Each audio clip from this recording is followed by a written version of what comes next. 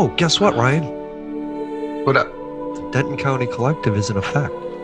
The Denton County Collective is in effect? Oh, yeah. Hell yeah. I like when we're in effect. Right? Me too. You know, I actually kind of like it because I think I said that on the first episode and I didn't think about it. And I was just like, whatever. And then like, the second episode, I saw you started it and said it. And I was like, I like it. I totally do. I dig it. Heck yeah, me too. I loved it. So happy. How are we all today? I was so crabby today, and then I saw you guys, and now I'm just suddenly so happy. You know, I was crabby today too, and my father was like, "Look, Brian, we were talking about a whole bunch of different things, and he's like, look, everyone I know is in a bad mood. This is this is a really rough time on so many people, and he's like, you gotta, make sure you don't take out don't take it out on others because everyone's dealing with this something. It's not all the same thing." Right. But it's whether it be money or relationships or death or, like all of protests. There's so much going on, and especially with, politics is, just about to be out of control. Yeah. It's about to be a humongous circus, And that's what was bugging me earlier this week is that people are still supporting him as if he's not a dumpster fire. And the one thing that's bugging me about it is that people are trying to equate Joe Biden and his inadequacies with Donald Trump's inadequacies. And they're saying it's even. Like, oh, well, Donald Trump sucks, but so does Joe Biden. And there's no comparison. And all week I've been arguing with people. There's no comparison between the two. There's not. But Republicans want to think that there is. And I just don't know how I'm so tired of battling part of their plan. After 3 years, I'm so tired of trying to convince these people, There's only 3 months left, though, hopefully. I know, right? It doesn't seem like I have friends that have come over from that side that will admit to you that they're not, that his strong supporters aren't supporting him. They're supporting the powers that be. And he's not that. He's their scapegoat when all of it falls apart. And they're riding it as long as they can because there's max profits involved for the people at the top and people with the money and the people that work for them. And then that's what's crazy is that we're facing I felt for a while that, that I was talking to people who are delusional. Yeah. And his real supporters are not delusional. They're very aware of what's going on, and they're very aware that the fucking thing is burning down around them. And they're just trying to grab the last bits of money that are falling from the fucking tree, man. It's gross. Well, and then you get the whole group of people that are just major trolls of politicians that love him because he's like the biggest troll. Yeah, they just want to make liberals cry. Yep, it's more important to see people with compassion hurting for some reason. It's so weird.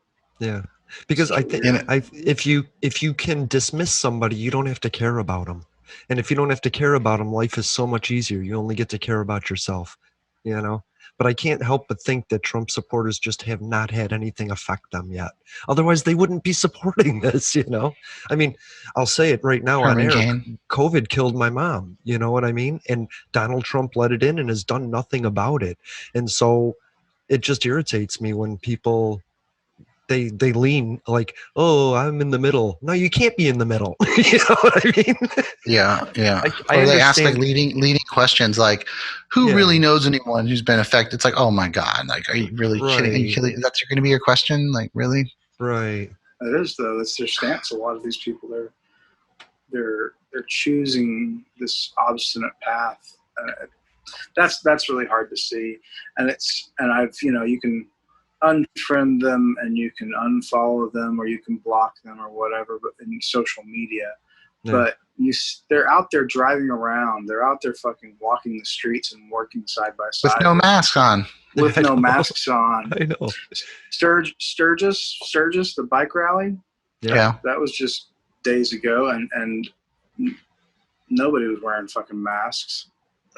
I mean, thousands of people rubbing elbows and sharing breaths. They're gonna drive it across country Yep. And drop it at every fucking Shell station and Allsups along the way. They're going to do it. Yeah. Yeah. And I saw that picture of, I guess, a student in Georgia today take a picture of his hallway in between classes.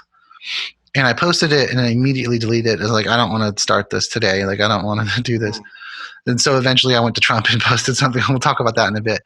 But it's like they're just shoulder to shoulder, 7 wide, 300 feet deep. Yeah. And there's two people in the picture wearing a mask. I saw that. Yeah, and even if they all are wearing a mask, It's like, still terrible. I mean, it's up to the school districts, but why don't we have 6 bells? Bell 1, these classes go and they switch classes. Bell 2, and then now it takes longer to get to class, so it takes an extra 15 minutes. But you can space kids. I mean, that's just the first thing I thought of. Like, I mean, can't they think of these things? And and it just seems like they don't. It doesn't care. Like, Yeah. they haven't thought enough to care. It seems like. But of course, that could be spin. That could all be spun. But still, I saw it today, and it was a real thing. Yeah. Crazy. The guy at Purdue University said today that, yes, he's concerned about the community giving his students COVID, because COVID doesn't really affect the students long term or in a fatal way. But he's worried that the community, not the students giving the community the virus, but the community will give his students the virus. I thought that was just such a tone-deaf thing to say, Kids are going to suffer. That's right. And we don't know what the long-term effects are. That's what's killing me right now is all these people that are like, well, I've had it, and my friend had it, and she's okay now. She's recovered. And it's like, what do you know what recovered means? Yeah. They're saying now that you could get it and have a brain aneurysm in a year and a half. They're saying, it's coagulating the blood. It's doing all kinds of weird shit that we don't know how to. Yeah. But we know enough. So that we know enough to know that there are long-term things that already we're starting to see. So obviously there will be more, like in 3-4 years, we'll be like, oh shit, like COVID lung or COVID artery or whatever they call it. There'll be some sort of thing that you're going to get and you're going to die. And everyone's focused on just like right now, deaths and recovered. Yeah. And it's like, man, well, these people are recovered, but they're not. We don't know for how long. It could be. Yeah, for they're not years. cured, right? Well, that's the other thing too. Is the antibodies aren't staying around. Right. And so even though we call them they're cured, it just means they're clear of it. I mean, they don't have any active cells going on, and so we don't know a lot of these. There are people that are going back in because they're getting it again. Yeah. Like, but are the people that are coming out clean still infected enough to give it to somebody else? Is this something that's going to go on forever once you contract it?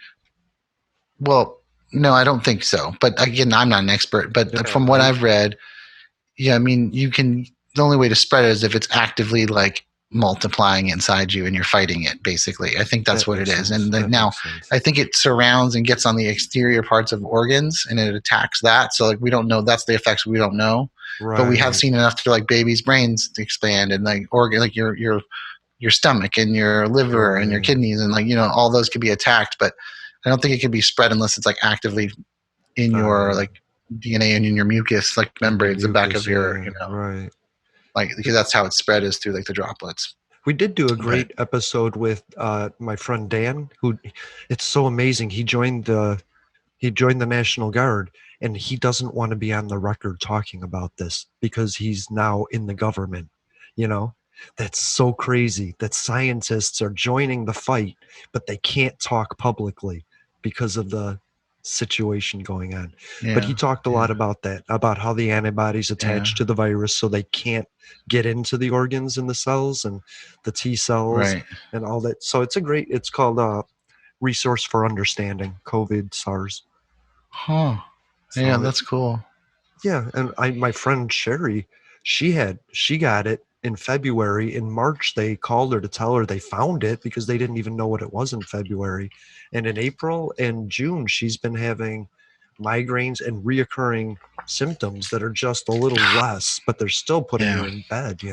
She can't move. Really? Yeah. And so, but what is she going to do? She's got 3 kids. She can't go to the hospital and be quarantined, right? Mm-hmm. So it's just, I think about all these asymptomatic people now that are just like, what am I going to do? I got to go to work. I got to get my kid to school. And they're just going to be passing it around because there's no other choice for them. Yeah. And they may get it again later, or another strain, or they may whatever. Yeah. Yeah, I don't see it going away very, very easily. I mean, we're gonna have a vaccine, and I think the middle of next year is when we'll start to see things get closer back to normal, in my opinion. Mm-hmm. But are you going to take the vaccine that comes out in October? Like there'll be a third of there'll be a certain number X of the population who is not going to take the vaccine because it's going to track me, or it's going to, the most basic. Which was my opinion until I watched the Senate hearing, actually. I was informed more, and I heard Fauci say, he's like, look, this is the fastest, Operation Warp Speed is the fastest we've ever developed, drugs so far.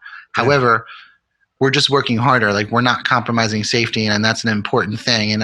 So not the crazies, not just the in love with Donald Trump trolls who are just going to be against anything that's new, but the people who are like, I don't trust an administration that will put out a drug real fast. Right. I did research on Moderna, or whatever they call themselves. I don't think that's pronounced that way, but we'll call Moderna.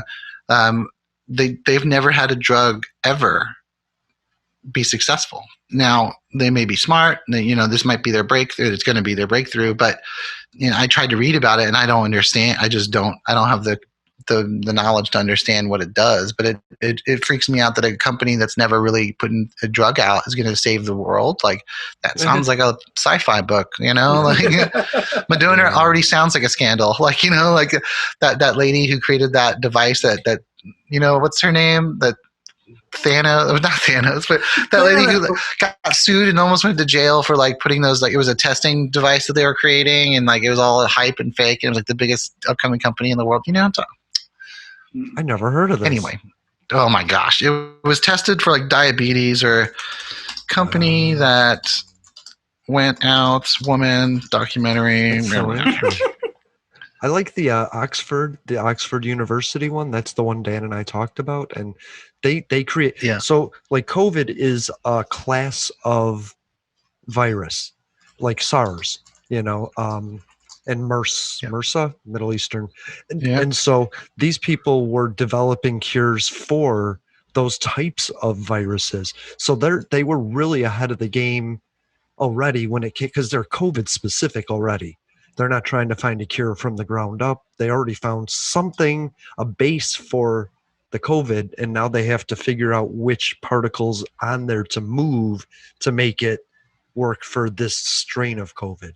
And so I trust that one a lot more because their research has already been done for years. The one here is just from sicker patients that have had the disease longer have antibodies that they have the muscle memory in the antibody to remember what they're fighting, and they become stronger and stronger and stronger.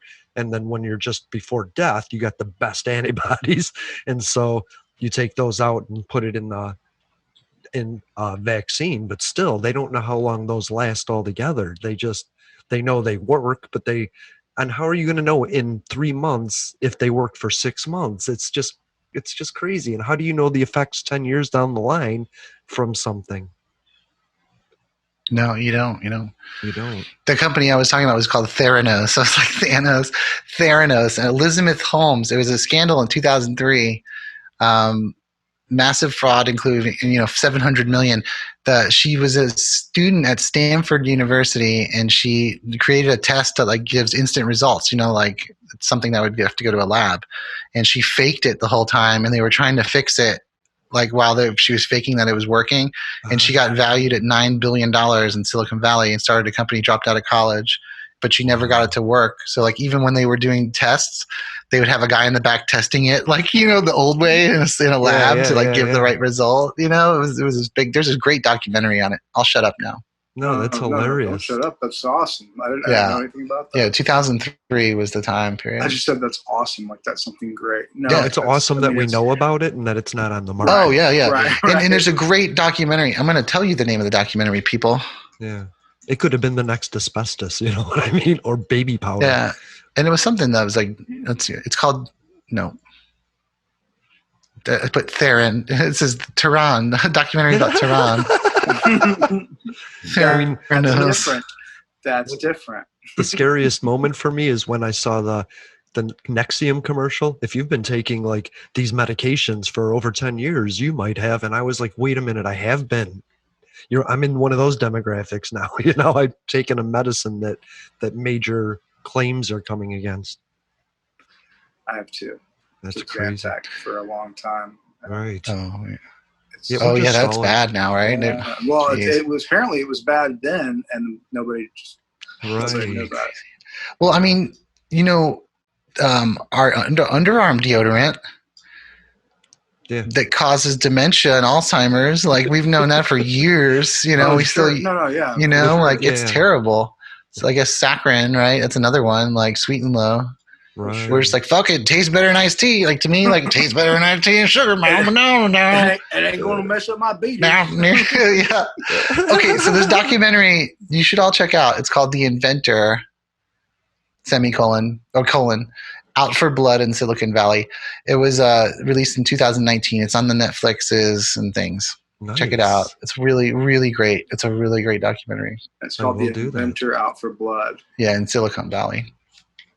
But it's really cool. I think I just caught it one day because I think she's beautiful, the founder, and I like saw a picture of her on the documentary and I was like, oh my gosh, there's a documentary about it. But I think she almost went to jail or she went to jail or something like that. I don't know. She lied. She lied to investors. We can scroll through a feed full of the most interesting information, but stop on the pretty girl, every time. Well, it's just and sometimes the pretty girl is the information, or part of it, the story, like this situation. Right. Weird. Yeah. But Crazy. It's amazing how often like Ivanka Trump will get my attention, and then I'll be like, oh. As soon as I stop and look, I see the Trump in her face, and I'm like, oh. Yeah, you're like, oh, disgusting.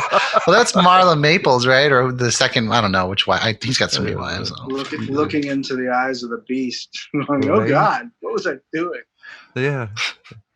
I mean, I don't know. Is he a Russian asset? Ivanka, Melania, come on. Well, yeah. Where's Jared in all this? Right. Sure. There's been no clues, no signs. So I got this piece of kit or this piece of gear for my sim racing rig. Ooh. Like, I've been like saving on it, and I've been buying parts for the last year. But like one of the pricier parts of it, I got after the stimulus check came in. So I was like, I'm going to use my stimulus money for this because the company's in Serbia, and I'm like, the Melania Trump land.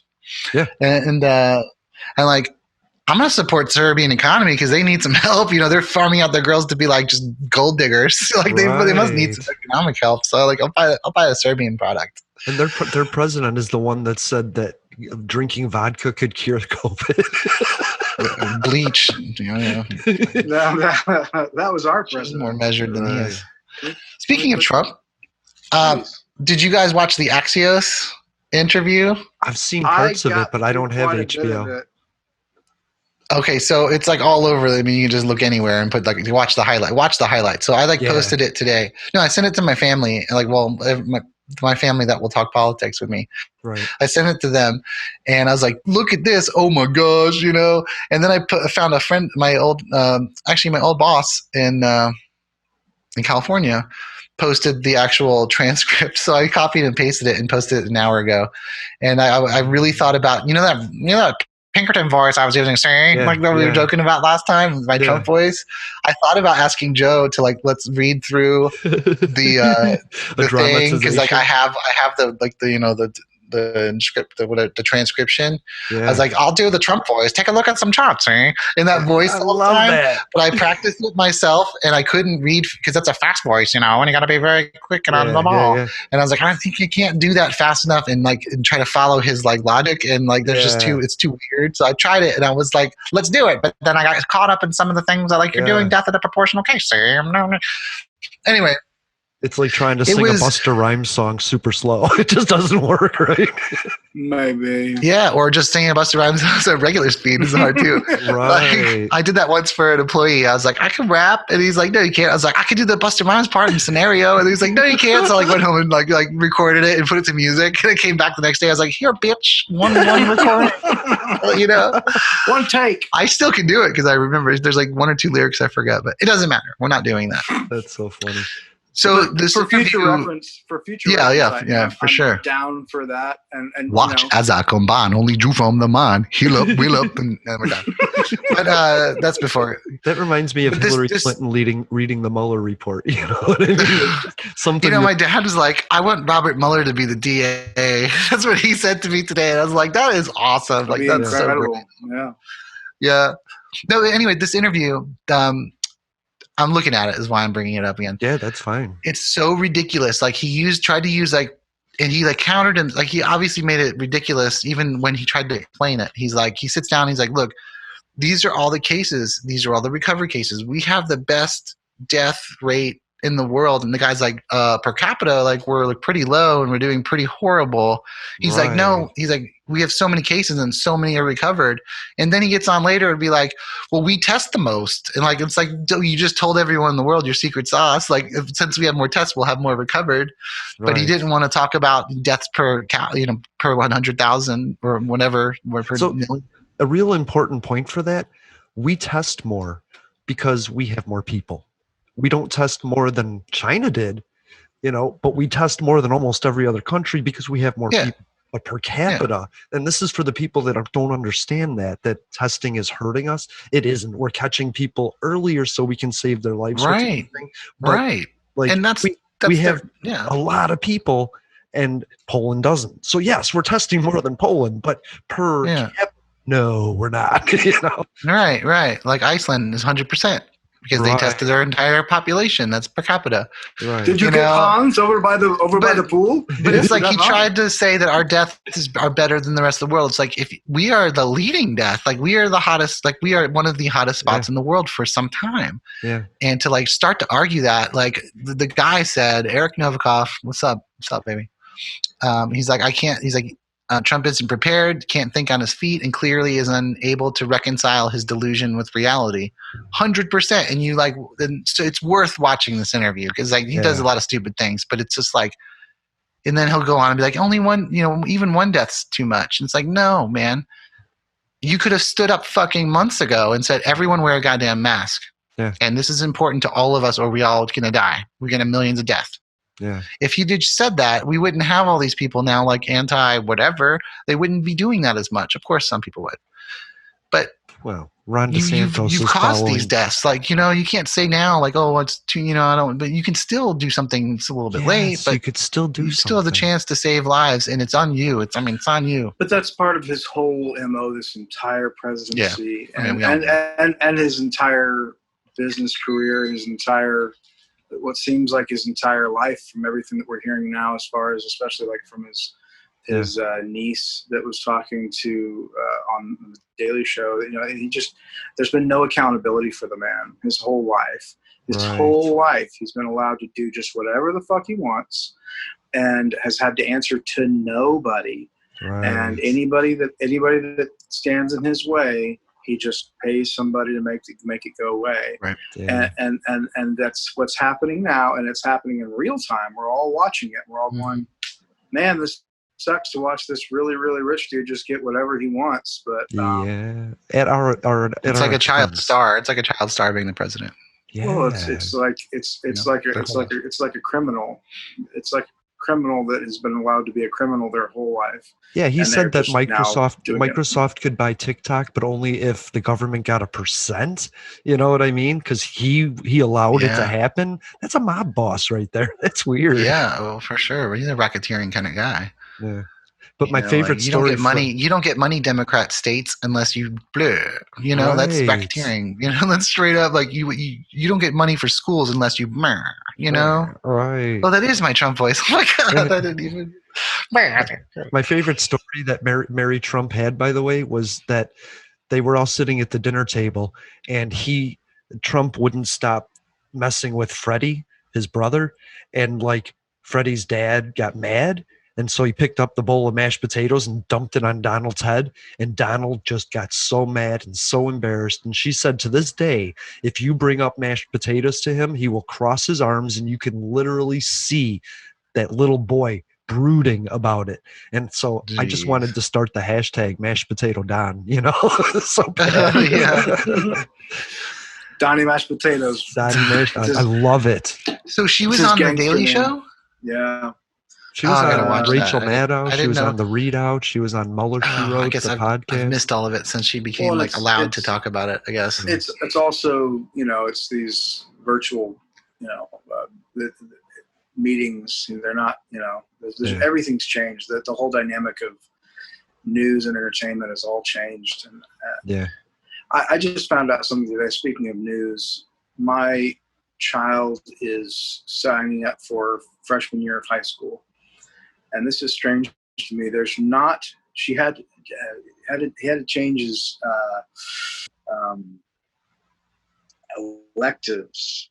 Changed it from journalism to psychology, and kiddo wants to be a psychologist anyway, so it's kind of cool. But I don't know what freshman psychology looks like, but Right. but the reason he wasn't able to take journalism is because there's no virtual option for that. Which seems like right now it seems like a really weird time not to be teaching our young ones about journalism, about you know reporting the facts. It seems like a really weird time to be like, well, we can't do that. And by the way, every other news source in the world is virtually active. Yeah. And they none of them are going to offices, and if they are, it's minimal, but they're reporting, and they're doing it all from their homes. Mm-hmm. I mean, the Daily Show, as much as it's an entertainment source, it is a news program, and they do it really well, and it's all virtual right now. I think so. I think they do really well. I think they do. I mean, they definitely have a point of view, which stance. they make it funny about, but they're solid. Like a factual background, like they do research. I mean, it's really well thought out arguments. I know it has been. I just really haven't watched it since he's been doing it remotely. I saw one and he was talking about his hair and I was just like, no. But the Daily Show before quarantine, I was a big fan of, you know. Oh, it's hitting hard right now, and he's been talking. You know, Trevor Noah's been talking about the Black Lives Matter movement. He brought up, you know, he's been talking about the protests and all the consequences, and you know where we are right now. It's still a very valid show, very real show. He's got a great writing team that are all working virtually. Is my point? Is that we're having to do this virtually, but they're not teaching journalism, I guess, at that level. Virtually. That's so odd. Virtually. It's real weird. And the kiddo is now in psychology, which is cool, and theater, but no journalism. That's weird. That's really weird. Right. Seems like a really vital thing. It's something you could do. I just emailed AOC about something, and the thing was like, if you're press, click this, and I was like, fuck yeah, I'm press. You know, like, prove that I'm not doing what every other press corps is, you know. Let's get DCC press badges. Yeah, right. Not that we'll be able to show them anywhere, just on our Zoom. I mean, you know what? Like, right now, like, get my lanyards out. I got lanyards. But I don't know, man. Right now might be a weird time to be. I mean, they were arresting the press in Oregon and Washington. And like it's putting dossiers together of them. The guy was just fired. The undersecretary for Homeland Security was just fired and he said it was all public. He was just collecting tweets and stuff of where they were and what they were saying. I don't know. I think there was 30. I think there were like 30 domestic terrorist cases that were open since then, like for that area. You know what was great though? I haven't followed it the last couple nights, but the day after the feds pulled out, the Fed, you know, secret police, whatever we'll call them. Gestapo. I think the term is Gestapo. Yeah, I mean, like the secret, the Gestapo. Pro-Tifa? it was peaceful. The next night was a huge protest, and it was totally peaceful. No one getting hurt, no one getting shot in the eye. Like everyone's fine, you know. Like that's great. Like that was great to see. Now I don't know if it's gotten rowdy yet, but it was good to see when they left. It was peaceful, and like I mean there's so many people like back in New Jersey that I know. They think that like it's just violence out there. Like it's just it's just out of control violence, and these Marxist groups are just creating chaos. Like it's just this horrible place. And it's like, man, I have friends taking video there. It doesn't look like that to me. You know, like there's some damage There's damage there. Yeah. But it's like a very small area. There's damage everywhere. I went and there's residue of the whole situation right now. I drove a kiddo through Dallas last week. We went to the Traveling Man statues over in Deep Ellum. There's a series of 3 really cool statues, and they're all related. There's Awakening, which is like just the peak of the head, which is like a guitar sticking out. Oh, the guy, the berries. He's like the first one is like him coming out of the ground. There's 3 little birds right next to him. Second one, he's sitting down waiting on a train is what it's called, and he's playing his guitar. And then the third one is the Walking Man, which is the big tall one. Anyway. That's cool. But we went down there, and a good portion of the buildings in downtown Dallas have huge amounts of plywood all over their windows because they're scared of riots, they're scared of looting, you know. But another cool thing from that is that there's murals all over those. So they're becoming painting all kinds of cool murals on them, which you know is a really strange thing to see. Where it's like. It looks post-apocalyptic at times, but it's incredibly beautiful. It's like, what the hell? What kind of weird world was this? I'm guessing that maybe 2 out of 10 people that have been using the words Marxist, you know, actually know what that means. But suddenly they're all being Antifa, Marxist, and BLM are all in the same sentences that people are using these days. Yeah, that's the argument. It's like the founder, you know, like... Yeah, somebody was, I mean, I've had to go around and say Antifa is not an organization. You know what I mean? Like... It's a belief, it's an ideal, but Antifa itself cannot do anything. But I can't find a correlation. I want to be like, democracy is a belief, but people don't go around as democracies. You know what I mean? They don't join the democracy organization. You know, Democracist. I'm fully a democracist. We should start that. I'm a democracist. I think there's a weird attitude of like the not being able to. People keep saying, you know, I'm not, you know, the Antifa is a real thing. I'm like, I should have received my invitation by now. I should have received a nomination for some sort of position in their cabinet, but that's not. It's not how that it's not that kind of organization. No, it isn't. It's a mindset like. And I don't understand how you can be. What's the opposite? What's not being Antifa? You know what I mean? Pro-Tifa.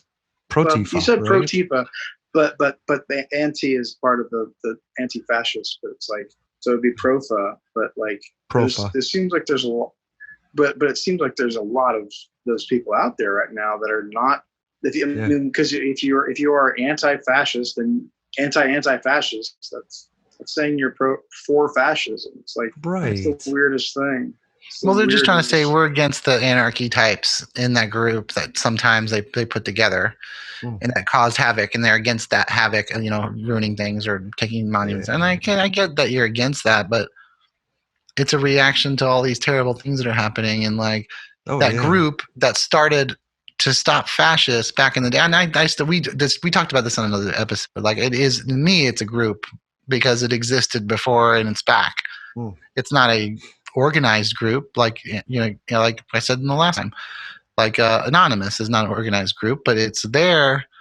And so Antifa came back because we got fascism now in our country again, you know, or something that looks a lot like fascism. I'm not saying fascism, but like a lot like it, and the roots of it, you know, blame China, blame the Jews, blame the gays, blame the gypsies. They're spreading the virus. You know, like that's like blaming an entire culture is something that sounds a little like we come from a dictator, a fascist dictator. You know, but like it came back twice, and it's come back again. And so I mean, it needs to be here. you know? But I think organizations can have an Antifa ideal, but I don't think that Antifa itself is like the AACP. You know what I mean? It's not. It's No, not because really. that's an organized organization. You know what I mean? Right. Like, it's not the NAACP. It's not the Right. Coalition for whatever. Like, there's no group. There's no found. Like, there might be a founding member, but there's no Right. like organization. You know, there's not. You know, it's not denominational. No, like churches. Exactly right. Yeah, No. I mean, I think libraries are anti-fascist organization, or organizations that are anti-fascist. Yeah. I think that what we're doing right now is opposed to fascism, free speech. Absolutely. I think that they're like you said, anonymous is not something that we all we know how to join or get a part of. It's a thing. You can add to it. Yeah. Yeah. I was talking to this girl from the Florida Action podcast, and she was telling me, I asked her what a progressive was. And then she explained that conservatives in Florida are putting on the progressive label, but their past is conservative, but they're switching to progressive. And I say, well, then they're regressives. And it dawned on me that that's the opposite. The Trump supporters and Trumpism is regressive, and the Republicans are regressives. Whereas I didn't even realize how defined I was as a progressive. Like, without even knowing the definition of progressive, that's me. You know what I mean? And I was so impressed with that. And Antifa just goes along with that. It's equality. It's for everybody equally. And it's the same statement they try to make when they say all lives matter. It's the same fucking statement. Like, we want equality for everyone. Yeah. These people don't have equality. Let's try and help these people get equality. You know, like, that's how it works. You know, like, I mean, that whole statement, all lives matter, I mean, is racist. You know, that's a racist type of thing. Because all lives matter, but Black lives and gay lives and disabled lives and brown lives matter less. Yep. That's the point. Yes, blue lives matter too, but it seems like they matter more than the brown lives, and that's not fair. That's not equality. That's not progressive. Right. That's not equality. Well, and I've been going back and forth about this. I think we talked about this in the first episode, that blue lives aren't real. Like, it's a uniform. It's a job. I mean, it's a job. It's somebody's choosing to put that on to go do it. And I'm grateful that they're doing it. I'm super fucking happy that they're going and doing that. Yeah. But there are rules to what that means. How that plays out. There should be regulations saying how much you can do and what and that's not what's happening. And blue lives don't exist. You're not born. You're not born wearing. That's a great 5 days ago or 6 days ago, Joe, you posted a picture, and it's my favorite picture in recent time, of like a sign from a protest. And it says, "Judging a demonstration by its most violent participants." All right? Judging a demonstration by its most violent participants, but not judging a police force by its most violent cops is the language of the oppressor. That's, and that's the argument. Like, I mean, they're burning things down. Well, you killed a guy in front of everyone, and then you shot at the peaceful protesters. Yeah, they burned it down. That sucks. Yeah. But now you're judging them on their like the Antifa and the Marxists and the anarchists and the people spray painting that deserve 10 years in jail. Yeah. Those black people, those Asians. You know what I mean? I mean, I'm not saying that, of course, but that's wrong, and that's what we can't do it about the police officers. Right. Well, then let's look at all police officers as like a statistic. Well, 40% of them have like violence, domestic violence. The reported ones, 40%, like, ooh, there might be a problem with the kind of person that takes this job. Let's look at that and reform it. Let's not call it defund the police, because no one likes that, Oh man, nobody likes it. But that's the whole point. That's exactly the point, and that's what I'm sticking to, the defund the police stance, and I'll tell you why. Because people don't like it. Because it ruffles feathers. Because people go no, and I go, actually, it's about moving that money around. It causes discussion, right? Absolutely, it does, and that's why I think it's flawed and perfect at the same time. It describes the problem in such a way that it brings light to the situation that is at hand. And I think that it is a fully flawed name, but it is absolutely accurate in every way. We have to remember so weird that at the time it was made, it was defund them to stop them. Like, this is crazy right now. Take their funding away, stop them, get their attention so that we can give them the money back where it needs to be. So it was like abolish ICE. Stop them. Just stop them. Take their money, stop them.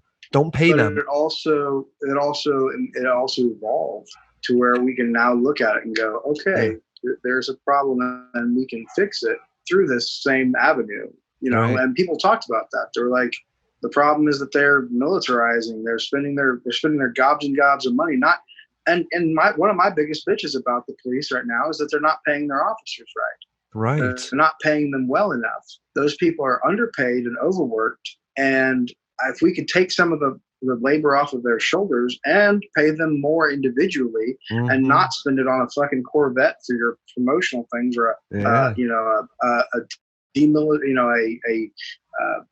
decommissioned military vehicle for every suburb and or every county in Texas. We don't need that. And but people, we can do something with that same movement. We have a military budget that could take care of all of that. Honestly, we could take some away that upsets people, right? But we can take some away from the military budget and fix the entire police force in the country. We can fix it and add the things and add the human services and add therapies and add things and try to work on that, like violence and murder. Like, don't let them murder people. We could totally do that. I was watching a conversation happen and then I got involved because I tried to not do it and then I backed away. But it was a very conservative friend in Louisville and she goes to this Church of Christ in Louisville off Main Street. I forget the name of it. I have friends that used to go there. When I was a kid, I showed up there. I went to one of my friends' weddings there. This girl, this woman and some of her friends at the same church. So this is like a group of church people on Facebook talking about how upset they are that Austin, Texas has removed the ability for police to use deadly weapons on protesters. And they're like, I'd love to kick their ass. Like, we should give them the proper tools to fight the protesters. They need to be used the guns. Like, if I were up there, I'd rat-a-tat-tat-tat, like Dave Chappelle. I'm like, this is a group of people that I know all go to the same church. Right. And some of their friends all talking this. Like, I would punch them in the face if I were there. I would this. Why are we taking the guns away from the police? Like, they should shoot people for using their not God-given, but their American-given rights, like that, the things that they're so upset about. My guns and my like they're using the same thing. They're protesting. They're speaking however they want to, and they're allowed to. Now you want to shoot them? Like, and this is a church group, a conservative Church of Christ church group talking about being upset that they can't kill the protesters. They can't use the Second Amendment to remove the First Amendment. Yeah. I love Jim Jeffries. He's like, they're amendments. You can amend them. About his gun violence. It's called an amendment. Like, let's amend them, dude. I'm all for amending that shiz. I'm all for it. I think you have the right to bear arms, but you have the right to regulate the fuck out of those things. Yeah, dude. With trigger protections. Why can't they put a body cam on your gun so that when you pull it out, turn your safety off, that thing turns on, you know what I mean? And it's recorded. Well, and thumbprint triggers, like, we need to have that shit. Yeah, or DNA, or it takes a little, takes a little pinprick of your finger every time you shoot it. So it's like, this is registered. We should have that conversation with Adam Has a Beard, because all those guys seem like pro-gun guys. I've read they are very pro. I would like to have that conversation with them, and it would start with, let's look at the Constitution. Let's look at the amendments. Right. And because I heard them talking about being part of the – I don't think it's whatever. It's an argument, semantics. Yeah. But it's like, this was created for a malicia's sake. Like, I mean, being at home and protecting your home is not a militia.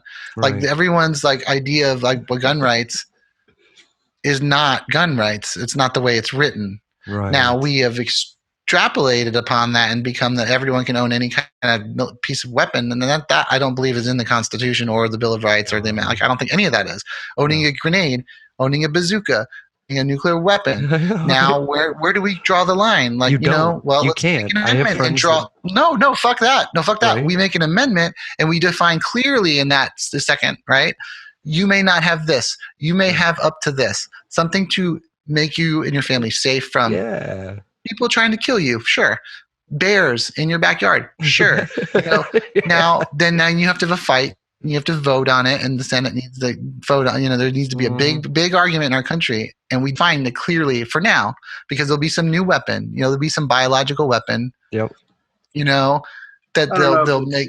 I don't know. But I'm just saying, it's different. I'm going off a little bit. Options. But you can't have militarized weapons. So that there's the AK conversation that we already have in our society. Right. Like automatic weapons. Okay, that is or that isn't. That's the argument right now.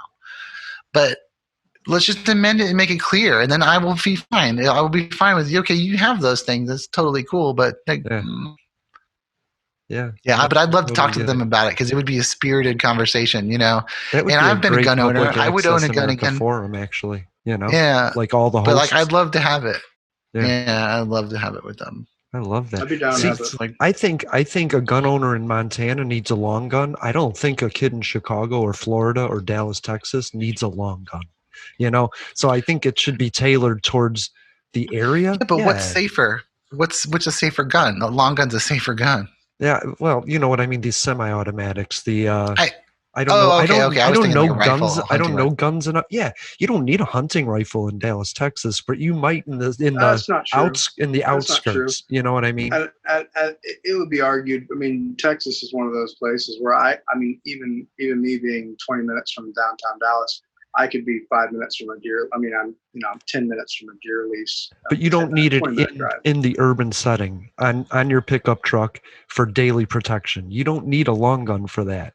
You need it. You can use it for recreation, for hunting. You can keep it in a safe at home, but it's not something you need to carry around. Whereas somebody driving their truck in Montana might see an injured deer. They might see a predator. They might see something going into their farm that they need to stop. Like you guys have wild boars in Texas. Yes, but not in the urban area of Dallas. You know what I mean? But we have coyotes in my town that kill the cats on the street.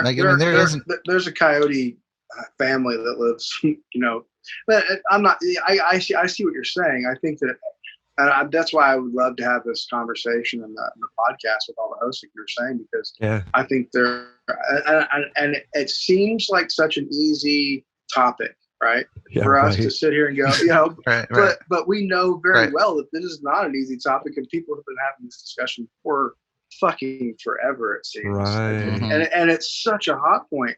I have brothers of mine, but Marine Corps brothers that if like they're not happy with me in general usually anyway.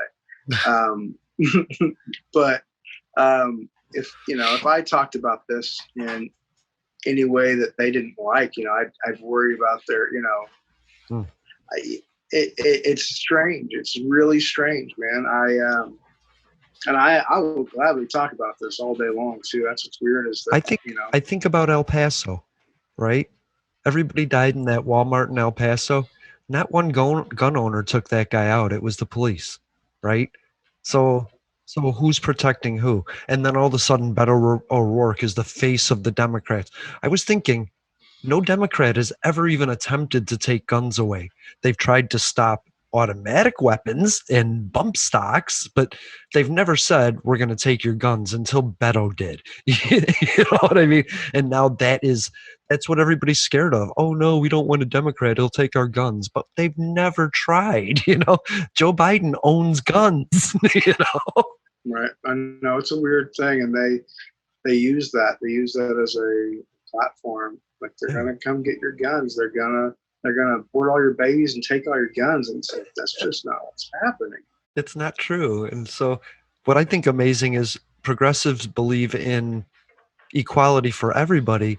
And I was talking about this lady, she wants to represent Tallahassee, Jacksonville, this area. And I was trying to explain that she's a black woman and she's doing things for black students and mentoring them, and that's great, but she wants to be in the US Congress, and she has to realize that the policies she creates have to be for racists as well as for the black folks that are struggling too. They have to cover everybody equally. You can't say, well, black people are suffering, so I'm going to tailor a bill specific for them. You can't do that in the House of Representatives. That's not your job. Your job is to support the people of your district, which are black and white and brown and green and red or whatever they are, you know? And so I think there's a difference as opposed to a local attorney advocate fighting for the rights of minorities. She can do that, but I think in a bigger world, people forget that. And I just think AOC is for equality. The way she speaks, the Green New Deal, we're going to have a discussion on that coming up. And it's for everybody. It's not saying we hate racists. I don't care about racists. I just don't want you to hurt me, and I don't want to hurt you. Be racist by yourself, you know, or with your racist friends. Don't hurt anybody though. Or, you know, if you're going to stop racism, stop it where you can stop it, you know, and that shouldn't be your, I mean, I you know what, it's a weird thing. It's like, I want to know who the racists are. That's one of those weird things about Black Lives Matter movement is that it has surely exposed some motherfuckers to where I can go, oh, that's how you feel about that. Interesting. You don't know you're racist. Oh, this, you know, it's a constant levels of revelation for you know, and people not understanding their privilege or their not even necessarily their privilege, but their, you know, we've talked about this, their license, their advantage, their white privilege. You don't want to say white privilege, but white privilege. But it's this level of delusion, willful ignorance again, that these people have, and to see it and to just there's nothing like that experience. And that it's not a deal breaker for them. You know, they may not be like, might not think they're racist. They may not think that they want equality for everyone, but it's not a deal breaker that racism, like, you know, that's the worrisome thing. Yeah. For a lot of that I see, and, you know, like, it's not a deal breaker. But you profess all this. No. A lot of them are just passive racists though. It's so subtle. Like, this girl was telling me she was on the beach and a white guy walked up to her and said, "You have very good enunciation. You must have grown up with privilege." And she said, "You would never say that to a white person." You know what I mean? It's these little subtle jabs that people do to each other that way, you know? And like that situation right there, that person doesn't even realize that that's not appropriate to say to somebody. They think it's a compliment. So much so that he went, that's right. Good for you. You know, I'm like, whoa. Right? You were raised with black people, weren't you? With white people, weren't you? Good job. Exactly. Good on you. It's like, so weird. But I mean, you know, like, let them be racist at home. I still don't even want to say that ever. I'm never going to say that, because we need to stamp it out as much as we can, and we need to be society needs to be intolerant to it. So when we hear it, we see it, then if they're at home secretly that I never know about, I mean, I can't stop that, and that's going to be there. But we need to not let it be socially acceptable in any way. And I think that's what we're trying to work towards. I fully agree. But it's been only for 40 years. So you want the racists to be how they want gay people to be, just in the closet at home? No, I would like to change their minds fully. If I had my way, I would change their mindset to make them not feel those things at all. Like, I don't want them to hide it. I want them to not feel it, and to not have those biases that are racially motivated. Yeah, it's like the conditioning they did with gay people. Like, well, we'll teach them not to be gay, and like, did some Christian groups were like, man, we'll just teach them not to be gay, and we'll condition them. That's what I'm hearing. That's what you want to do to racists. No, you're okay with Catholics. You're okay with Catholics. You're okay with vegetarians. You're okay with the Black Lives Matter movement, but you're not okay with somebody that believes in white supremacy. Not at all. But do you believe in their right to do it? To what? No. It's just like that's why I am opposed to fascism, is that racism, bigotry, and fascism affect the lives of those around them. That's what I'm saying. No true racist or bigot is going to just go about their day doing whatever they want and not hurting other people. That's the assumption. Problem. Well, that's the assumption that people have made, but I don't subscribe to that at all. I believe that their continued effort to live that life and to spread that vitriol is harmful to regular people that are just in their proximity. So spreading the word. That's an enemy to progress. Spreading the word of white supremacy is white supremacy. It's then it has to be in the definition of it. Like a white supremacist can't be a white supremacist unless he's converting other people. Okay. That's bullshit. I mean, that's bullshit. Because Christians don't have to convert people, and they're Christians. I just think that be a white supremacist and not actively. There are sects of Christianity that is part of their faith. The Jehovah Witnesses the Mormons, they believe they have to do a certain amount of conversion, trying to recruit, but that's kind of I see what you mean by that, Jason. That's kind of part of their identity. Well, it has to be. If you feel that you need to stop them, it has to be because they're hurting people.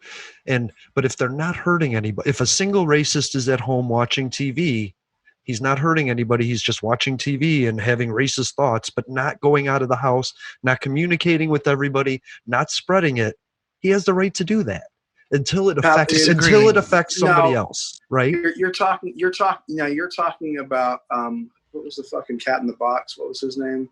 Schrodinger? It's not Schrodinger. You're talking about Schrodinger's racist. So right. Schrodinger's racist doesn't exist, and that's what I'm saying. You're saying that's what you're saying. Yeah, they have to spread it to be defined as a white supremacist. No, you guys are I disagree with that. You have to disagree with that. You have to disagree with that. Thank you. No, but you're saying that it's okay to be home and be a racist and not do anything active about it and have racist thoughts is what you're saying. I'm saying that's not okay. I can't judge somebody for that. It's like me judging somebody for being proactive.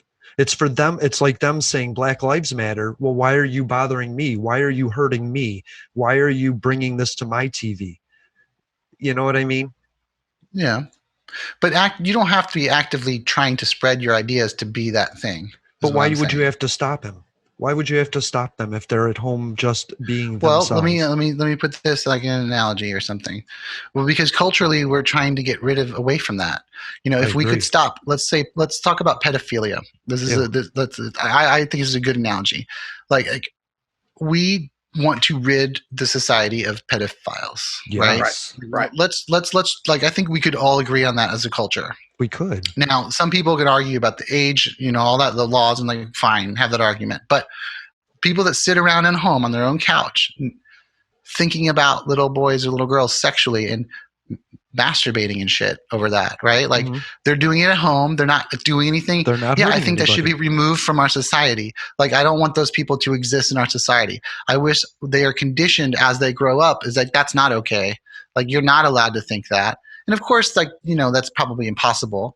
But I feel like the same way with the racist. Like, I don't want someone to go through the culture and be taught that they could sit at home and think these thoughts, even though they don't actively tell people. Like, I think it should be culturally washed out of our society. I do agree. And I think you can do that. So I'm never going to ever be okay with that thought of like, you have the freedom to say what you think at home. I still don't believe that that's true. We need to culturally wash our society of them. I agree, but that's because you see it as societally abnormal, not because they do. From their perspective, you're societally abnormal, and that's what starts it. If you're looking for equality and equal rights and people deserve to have their say and, freedom of speech, you can't limit that to groups. Well, you should. I don't like racists. I'm saying that they deserve equal rights. Every thought deserves an equal right in America. You know what I mean? And that's no. I will agree with freedom of speech. I mean, a will not agree with pedophile is only a thoughts, pedophile. I don't think that's. No, a pedophile is only a pedophile if he acts in a pedophilic way. If he performs pedophilia, he's not a pedophile until he does that. No, that's not true. That's not true. That's because he can looking for the porn industry. Okay, Then that affects somebody else. That affects somebody else. Sure, but even him just sitting at home thinking about it and doing the one thing, accessing some sort of, media. That creates a need for content, and that makes people want it. But a pedophile not acting on his pedophilia but having the thoughts has the right to think them. He also, and so you're saying the same thing, right? You're making the same argument. Yes.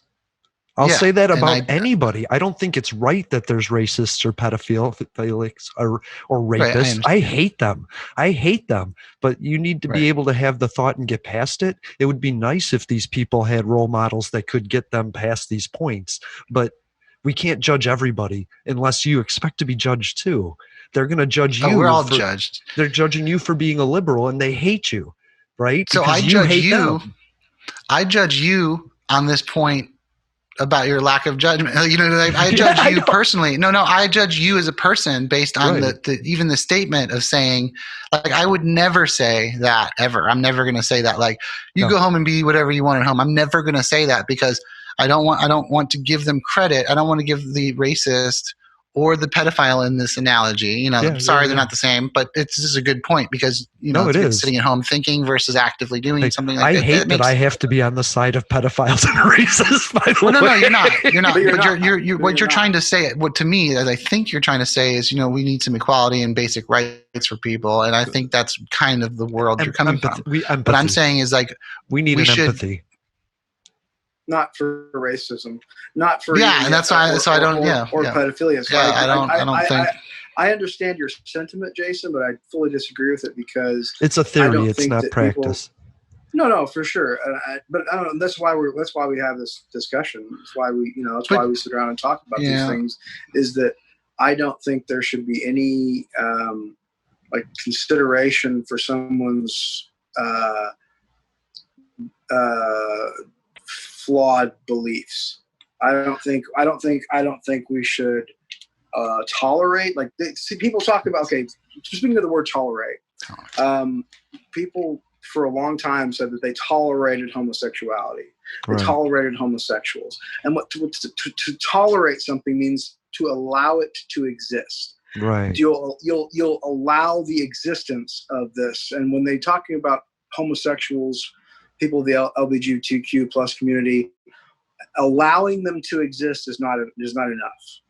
But tolerating racism and fascism and pedophilia, since we're talking about that as an analogy, or rapists, is not okay. Or rapists, we should not be tolerating anything that relates to that behavior.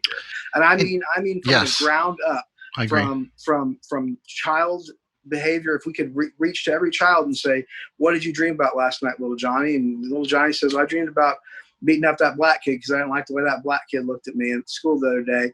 And we should be going, hey Johnny, that's not okay. That's right. That's right. But you shouldn't. But you shouldn't be saying, hey Johnny, you're worthless now because you had that thought. It's all right to. Nobody's saying that. But what you're saying that at a certain point, a racist is a racist, and you should hate him because he's a racist. No, and he should not be. He should not be allowed to be who he is because he's a racist, and you don't accept that. No, I said that we should change his mind. We should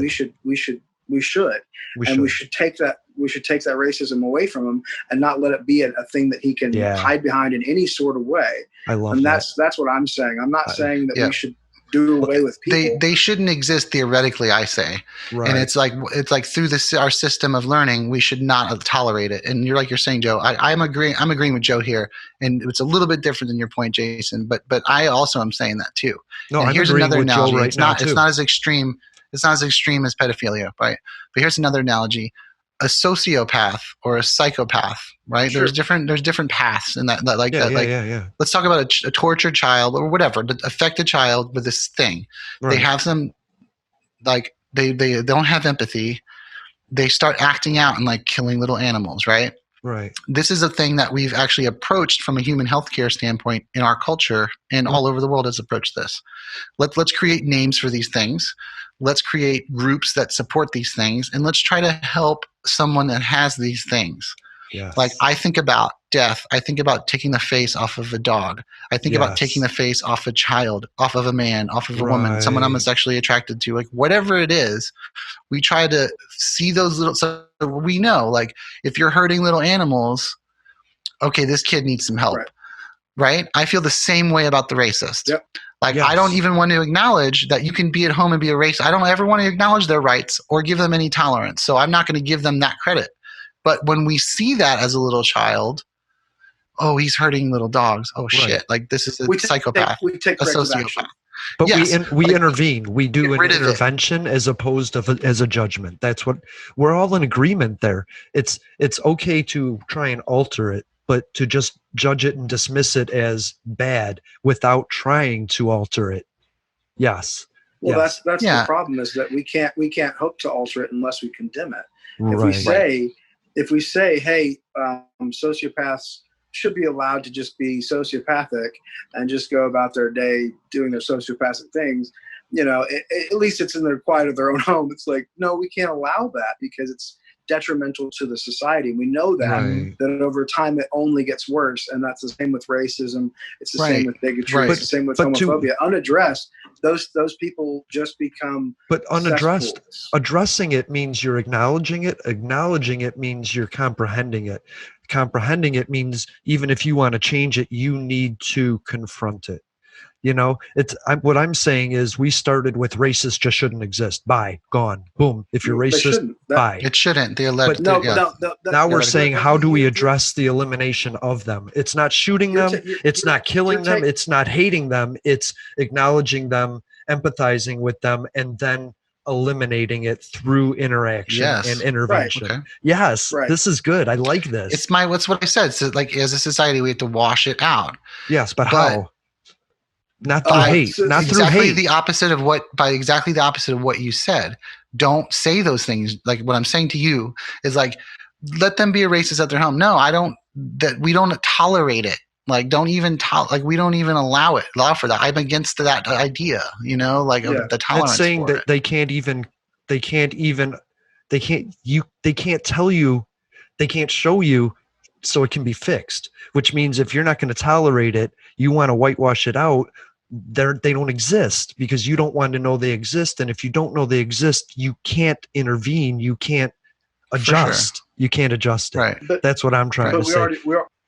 We already addressed that. I mean, that's one of the things I said about the liking this wave of movement on social media to expose these people and to see them come to the surface and float to the surface and go, oh, what you actually believe is that you're better than somebody else. Oh, oh my gosh. And to see it, and then we can address it. And that's why I try as often as I can to take that path of empathy and that path of understanding and trying to, but at some point, and especially what we're talking about now, is that there has to be some ostracization. Yes, there has to be. Yeah, ostracization. Because if we don't do that, if we tolerate it in any sort, if we say, well, Uncle Gino's allowed to be racist when he's sitting around the cabin, he has 17 rebel flags and that secret Nazi swastika hanging up in his closet, but we're going to allow that to happen because I don't want to talk to Uncle Gino. We only see him twice a year, and with COVID, probably won't see him at all. I mean, he's got that real bad cough all of a sudden. It's like giving a bad dog attention. You can't give a bad dog attention and expect it to change. But I like Ryan's zero tolerance, and I like you nipping it in the bud. I do both of those. You know what I mean? Sure. But for me to do any of that, they have to let me know that that's who they are, and they need at least enough of a safe space to do that so I can be like, no, you know what I mean? So yeah, I don't like sense. racists. I don't tolerate racism. Believe that. I am an all-inclusive person, and I will that. shoot that stuff down. It's just I want to be all-inclusive means we have to discuss the fact that racists have rights too, and that sucks. Yeah, to okay, do, but that's the thing. Like, that's the thing. That is the thing. It's like equality for all. Yeah. I don't want the racist to exist personally. It does. That person, I'll say it. That thing does. It exists. But I think that it has the right to vote.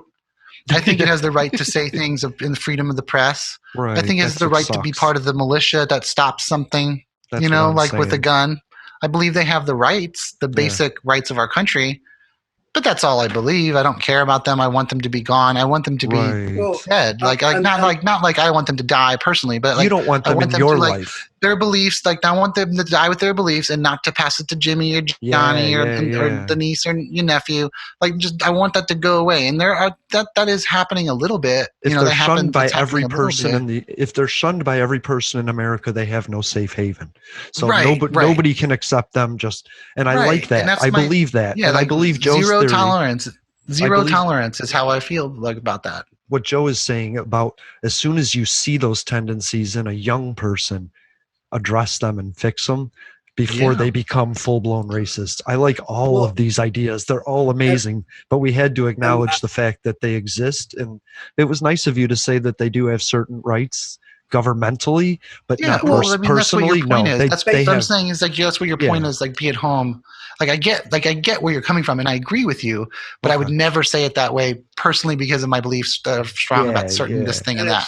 It's weird for me, like the idea of they are, I will agree with you that they are allowed those inalienable rights, life, liberty, pursuit of happiness. Right. The problem with that in allowing for any of it from them, like give them those rights as a human, but I'm not going to give them those rights based on the fact that they are a bigot or a racist. No, like I'm not, no, that's no, not going to, right. that's not going to, that's, I think that's where I'm drawing the line, is because there's a really good cartoon about fascism, about, and it breaks down why we can't tolerate fascism.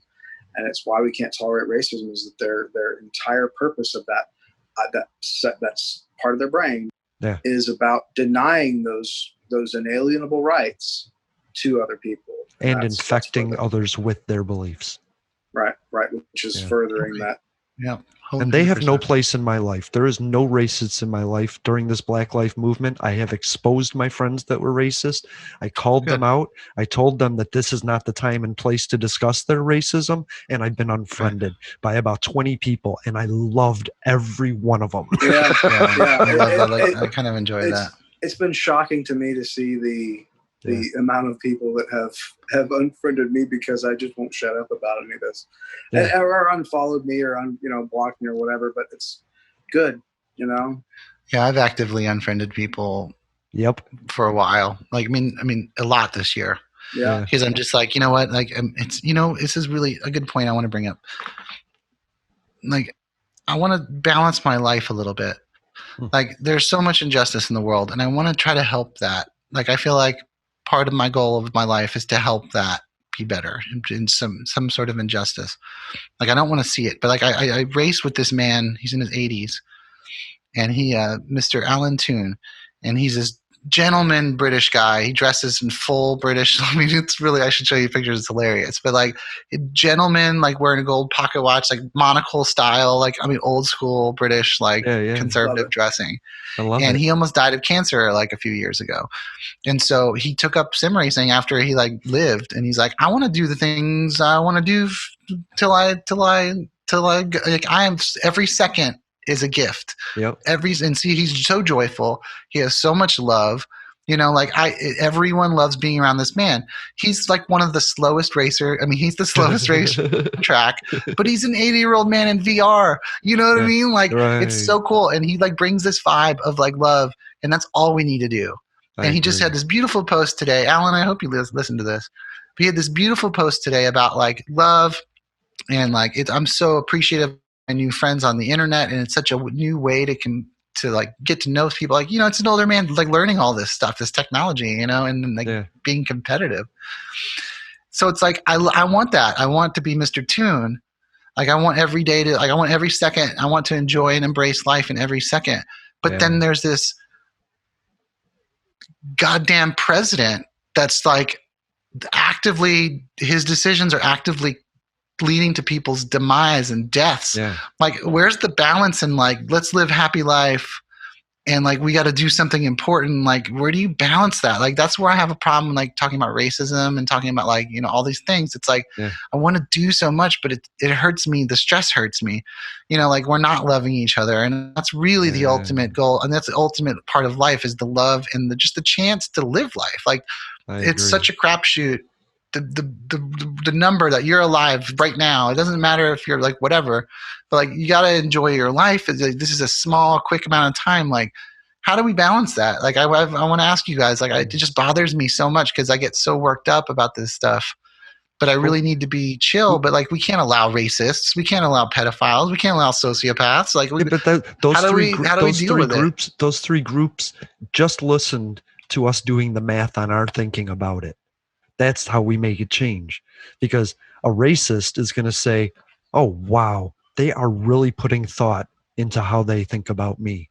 And maybe I should do the same for them. Maybe we just changed their minds. Maybe a pedophile just killed himself, please, and we don't have to deal with him because he just realized he's the problem in his life, not us. You know what I mean? Yeah. Yeah. Yeah. I mean, I hope you're right. Then that's part of, again, that's why I do this. Right. But how do you balance, like you were asking Ryan about how you balance your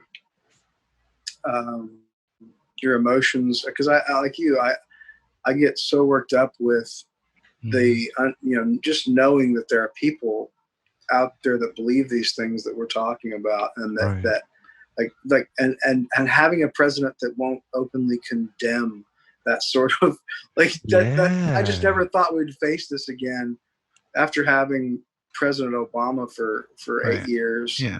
I never thought we'd go back to such a backward standing place, and here we are. We had shamed racists almost into non-existence, and then he opened up a space for them. I thought so. Well, we had shamed them into enough of a hole to where they dug a cave and they all gathered together and they were like, well, when we turn this thing around, we're gonna do this differently. And they're doing it. And it's the same idea about why the Democrats haven't won really in a while, and it's because they're not fighting. Yeah, it's because they're constantly compromising with fascists.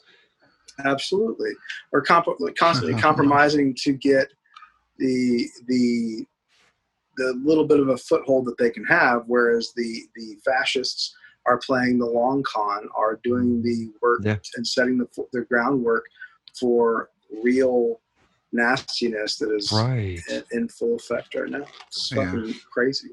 Yeah, it totally is. I really enjoyed that Tom Morello Instagram post. Did you see that, Joe? I don't think I did. I don't know. It's a picture of the police officers all with the like Boogaloo or the KKK. I mean, I don't know which one. Honestly, I'm not up. This is white power. But it's like but I think this is like the Boogaloo. I don't know, but it's like the AOK symbol. But I know that 3 fingers is white. Is the KKK symbol? It's a white supremacy. But KKK it's also it's W and a P, but that's where it's all coming from. I mean but Boogaloo's using it too for sure. Yeah. I didn't see same thing. It's white supremacy. Yeah. And it's a picture of like 7, 8 cops, and like 2 of them are in hoods.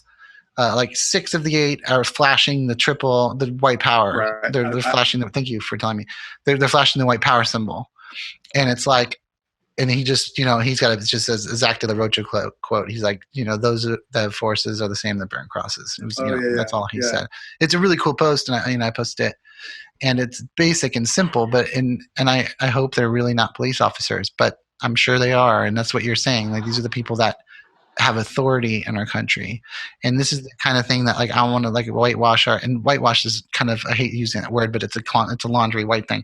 But you know what I'm saying? Like I want to wash this from our society. But these are the people that keep our rules and regulations. Like these are officers. And this is why Black Lives Matter is so important and the fucking police defunding is so important, because these are people who are actively supremacists and white supremacists, and they want white power, and they're actively killing people who are not like them or that support them, maybe, you know?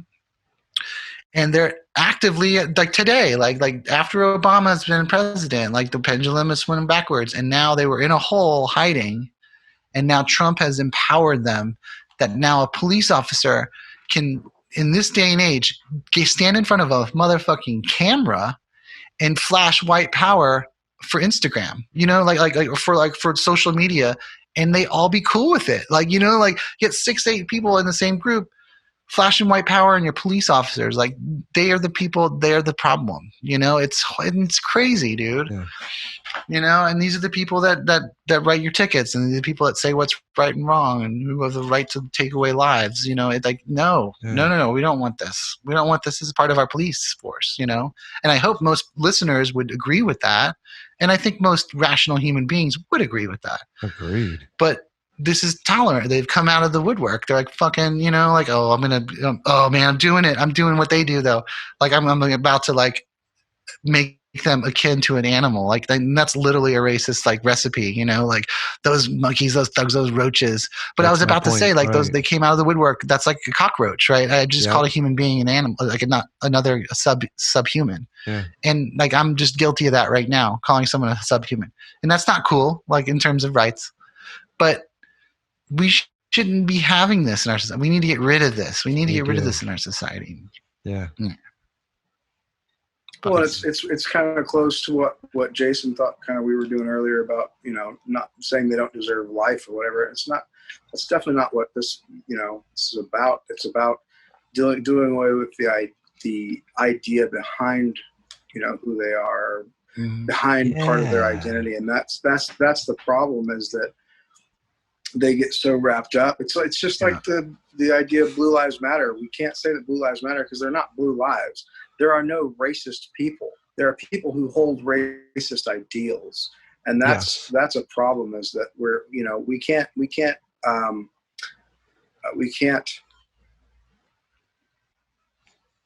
conform or allow for conformity to those ideals because they're not part of our human nature. Not really. Nobody, like I said, nobody's born a cop. Nobody's born a racist. That's something you learn. That's learned behavior. Yeah. And if we can hope to, you know, if we ever are going to hope to do away with that, evolve with that, right? We're going to have to do away with it. But it's a problem, and I think it's part of the human condition, right? So you can't really get rid of racism. You can't really get rid of, like Jason, you mentioned judgment. You can't really get rid of it because people judge people. Like that's why we have words, so I can classify you, so I understand. Like, and some of that's basic human nature, language, understanding, communication. Like, I mean, so it's never going to go away, you know. In an ideal world, disprove it. I'm wondering if we could disprove it. If it's a belief, it's theoretical. Maybe if we could get to the core of racism, then we could disprove it. Like, but that's kind of what I'm going at. Yeah. Like, you can go ahead and finish. No, I like that. It's not like I'm better than white. But that's part of the human condition. I am better than I need to feel like, because I have an inadequacy. I need to feel better than someone. Like, let's say I'm like, you know, depressed or whatever, or bipolar or whatever. There's something inside me that, like, for me to feel like I have, like, maybe I was abused. Maybe my life has been shit. I've had nothing go right. I've been in pain, like whatever. Like, for me to feel better, I have to feel like I'm better than someone in the world, or I'm the worst piece of shit in the world. That's maybe how I feel. You know, I'm not talking about me, but are like you the worst piece of shit in the world? Human, I don't think I am. No, for thinking you're better. You know what I mean? Well, yeah, but that's the whole thing. That's judgment, and that's what humans. We can't get away from that. You know, like I judge people on like intellect. I do, and I'm bad. I know I do it. Like, that's the problem that I have. Like Like it is. So like but I feel like I'm doing it because maybe it makes me feel better. Like, well, I've either been given something, or I've had something naturally given to me, like it'd be maybe from birth. Right. Maybe it's because I spend my time actively learning this or that, but I'm still doing it because I feel like I'm better than someone. That's like racism. That's like whatever. Like, like we have to judge people. That's like human nature is what I guess I'm saying. And it's not good, but how do we get rid of human nature? I just think. Oh, go ahead. Go ahead. No, you please. I just think if we could somehow do the math of the universe, things like racism would fall out in the wash. You know what I mean? Like if we could make sense of everything and make the universe a straight line, things like racism and hatred would fall out because they just wouldn't make sense in the sum total of the equation. And if we could just do that. Done. The math has already been done. But it's still here. I was gonna go there. I was thinking that, like, just that whole all the books. Actually, I was thinking of that when he was talking. It's 42, Jason, but there's a problem with that, and I think we're doing the math. I think that us discussing this is the math. Yes, that's what I'm hoping. And unfortunately the equation is really complicated, and a lot of the people that are part of the problem will never understand the math and won't care about it. And that's where it comes to the zero tolerance policy. No, don't let it be a fear. Just let it be a motivator to be less tolerant of that mindset and make it a part of your, because that's the only thing that seems to have any effect on them is canceling their culture. Well, and that's what's crazy is it's a really it's a harsh thing, and we're got to smash those statues. Or at least take them down. We've got to dismantle it from their monuments. So we got to dismantle it from their daily conversation. We can't allow them to use that language in our proximity. Yeah. And when you start doing, you start taking away those things which we consider to be, our freedom of speech. Let them say what they want. There's going to be consequences. I agree. And that's a difficult thing to do on a daily basis, especially when you're surrounded like we are in Florida and in Texas and all across the South, when you're surrounded by them and they have pockets of, like we were talking about earlier, the caves where they can permeate the cesspool and really, really let it, marinate in those little closed environments. But I think that we can say we tried to put ourselves in their shoes and feel empathy, and we did the math and it doesn't fit. It doesn't work. I don't think they can say that about not being racist. I don't think a racist can say, well, I tried not being racist and it just didn't fit. It just doesn't work in the world. You know what I mean? Well, and I've come across a lot of racists. The analogy, because all three of us, I'm non-religious. You guys are self-proposed atheists. And so what I'm learning is atheists have to push back against religious people because religious people are pushing so hard the other direction and trying to indoctrinate our kids into the religions, even when we want them to learn about the facts of religion, that it's a metaphor, that it's a lesson, not that it's word for word fact. And people have a hard time. My friend said that her parents took her child into the bathroom and tried giving it a baptism because she wouldn't, and things like that. And so we're going to be addressing that, secular humanism, secular parenting. But so I get it. It's the same thing as racism. I feel that way about religious people that are pushy, the people that have to try and tell me the words so that they can ascend to heaven. You know what I mean? And I don't comprehend religion the same way they do as fact. To me, Jesus and the Bible was a story about the regrowth of plants. and harvests and how you needed to plant a seed and it would regrow, So I don't understand. I think God is my brain. That's all knowing. It knows everything I know, and there will be no universe when my brain is dead. So therefore, I am God. But these are my beliefs, and they don't fit with religion. You know what I mean?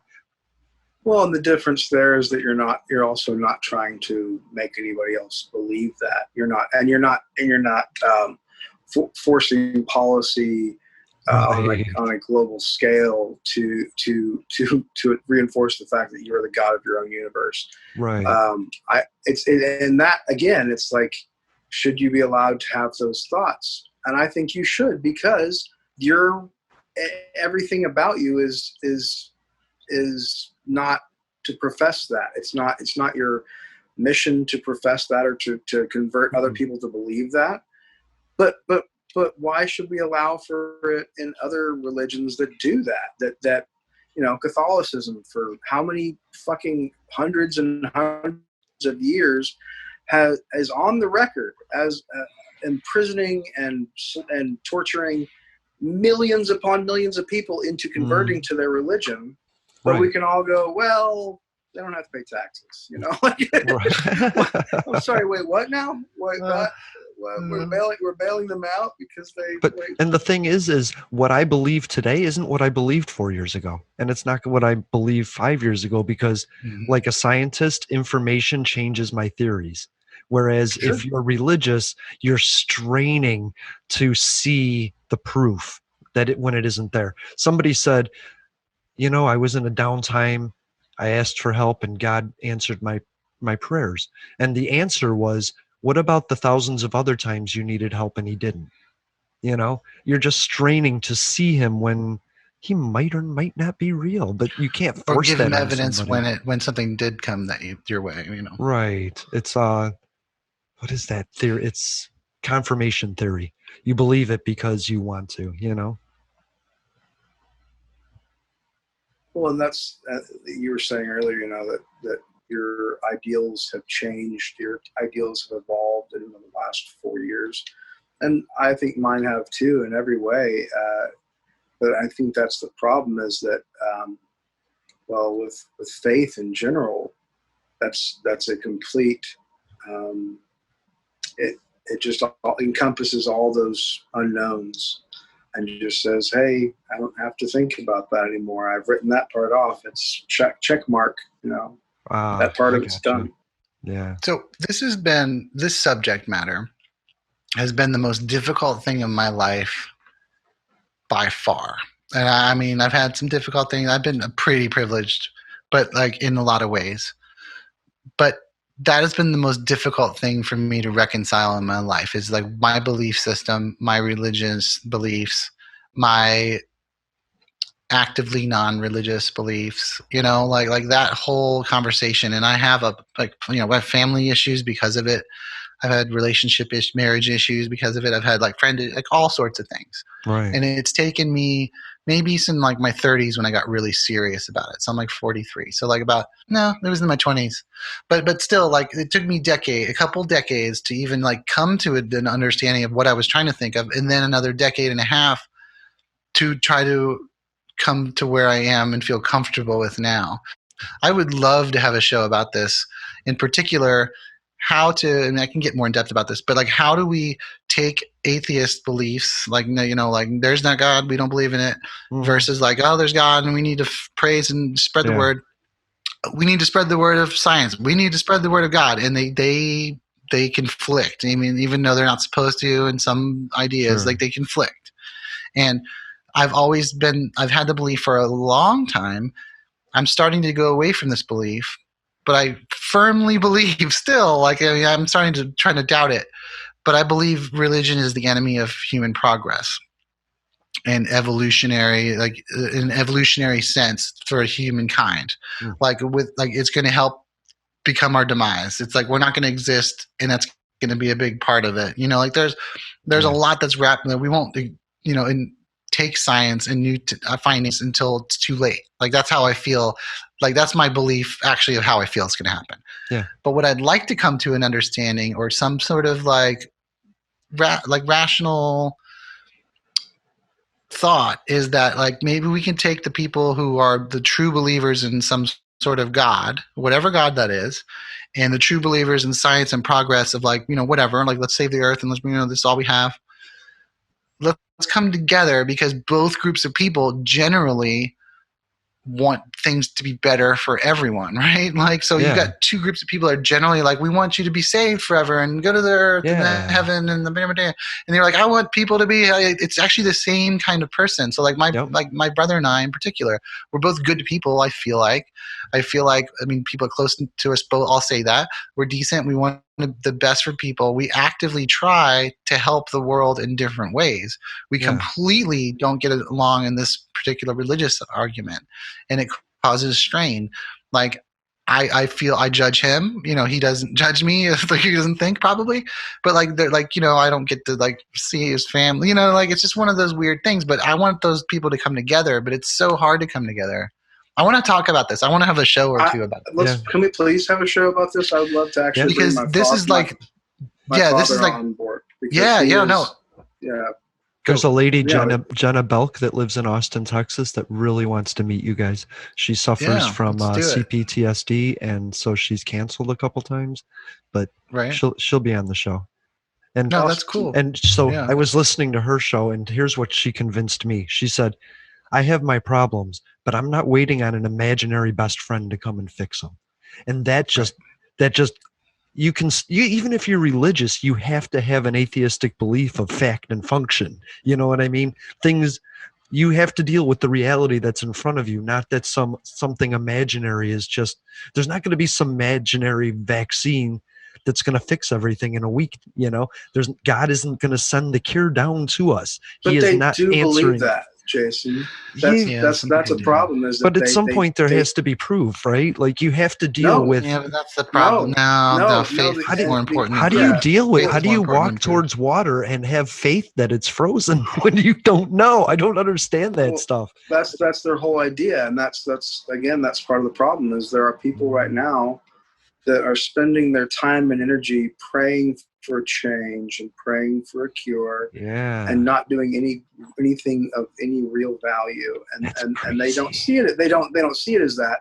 And not only do they not see it as that, it goes back to that idea that we talked about a while back about these religious politicians that believe that they are harboring in the end of days. And so you were saying earlier that how do they face the daily thing, and how do they they have to have some sort of fact, a fact to make a decision on. But they don't, and but they think they do have facts too. Right. Like there's also, right. But they're not using them. They're relying on their faith and the faith that they've been told to have and been indoctrinated in. But that's my life they're risking on their faith. That's not just theirs. That's 100% the problem, Jay. And that's why the whole forefathers Constitution is king, right? Which I don't agree with, but because I have the amendments and stuff. But I don't agree that that's king. But that's the idea behind separation of church and state. Is you can't let someone's religious beliefs affect the way someone else lives who doesn't believe that way. It's totally inappropriate. It's not free. It's not freedom. It's not freedom. You have the freedom to be at home and be a Christian, racists and pedophiles, like you were talking about before. You could have the freedom to practice your beliefs at home. Maybe I'll give you that. Like Jason, we're talking about like letting someone exist at home.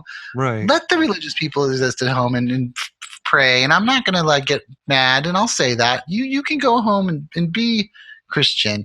I can put chicken bones in a fire and make a voodoo doll. Don't bring it up all that. When you're voting. Don't bring it up. I'm sorry. Don't use my tax dollars to move the capital of Israel to Jerusalem to start an apocalypse. That would be a good start. Right? That's a lot of.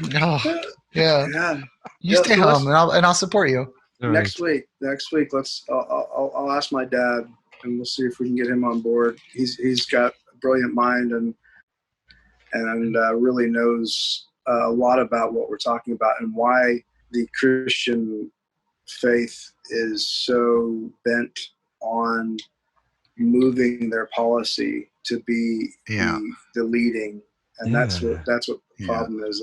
They're using those policies to push their agendas for a greater, and it's such a widespread organization and such a far-reaching organization that they're talk about a long con. Right. Man. Have you seen that documentary about the religious group that are you referring to the same group that they're the people that do the national breakfast? Yep. That group. There's this documentary about them that's amazing. About they take the privileged kids and they indoctrinate them in a house. They're all post grad kids. It's such an amazing thing. So I'm totally down for let's do this with your dad. But I'm also going to prepare some other episodes with other people. Because this to me is if I had we talked about doing origin stories and talking about who we are as people, and I never really got into that. This is who I am. I get so excited about talking about this, and so it's also the most difficult thing for me.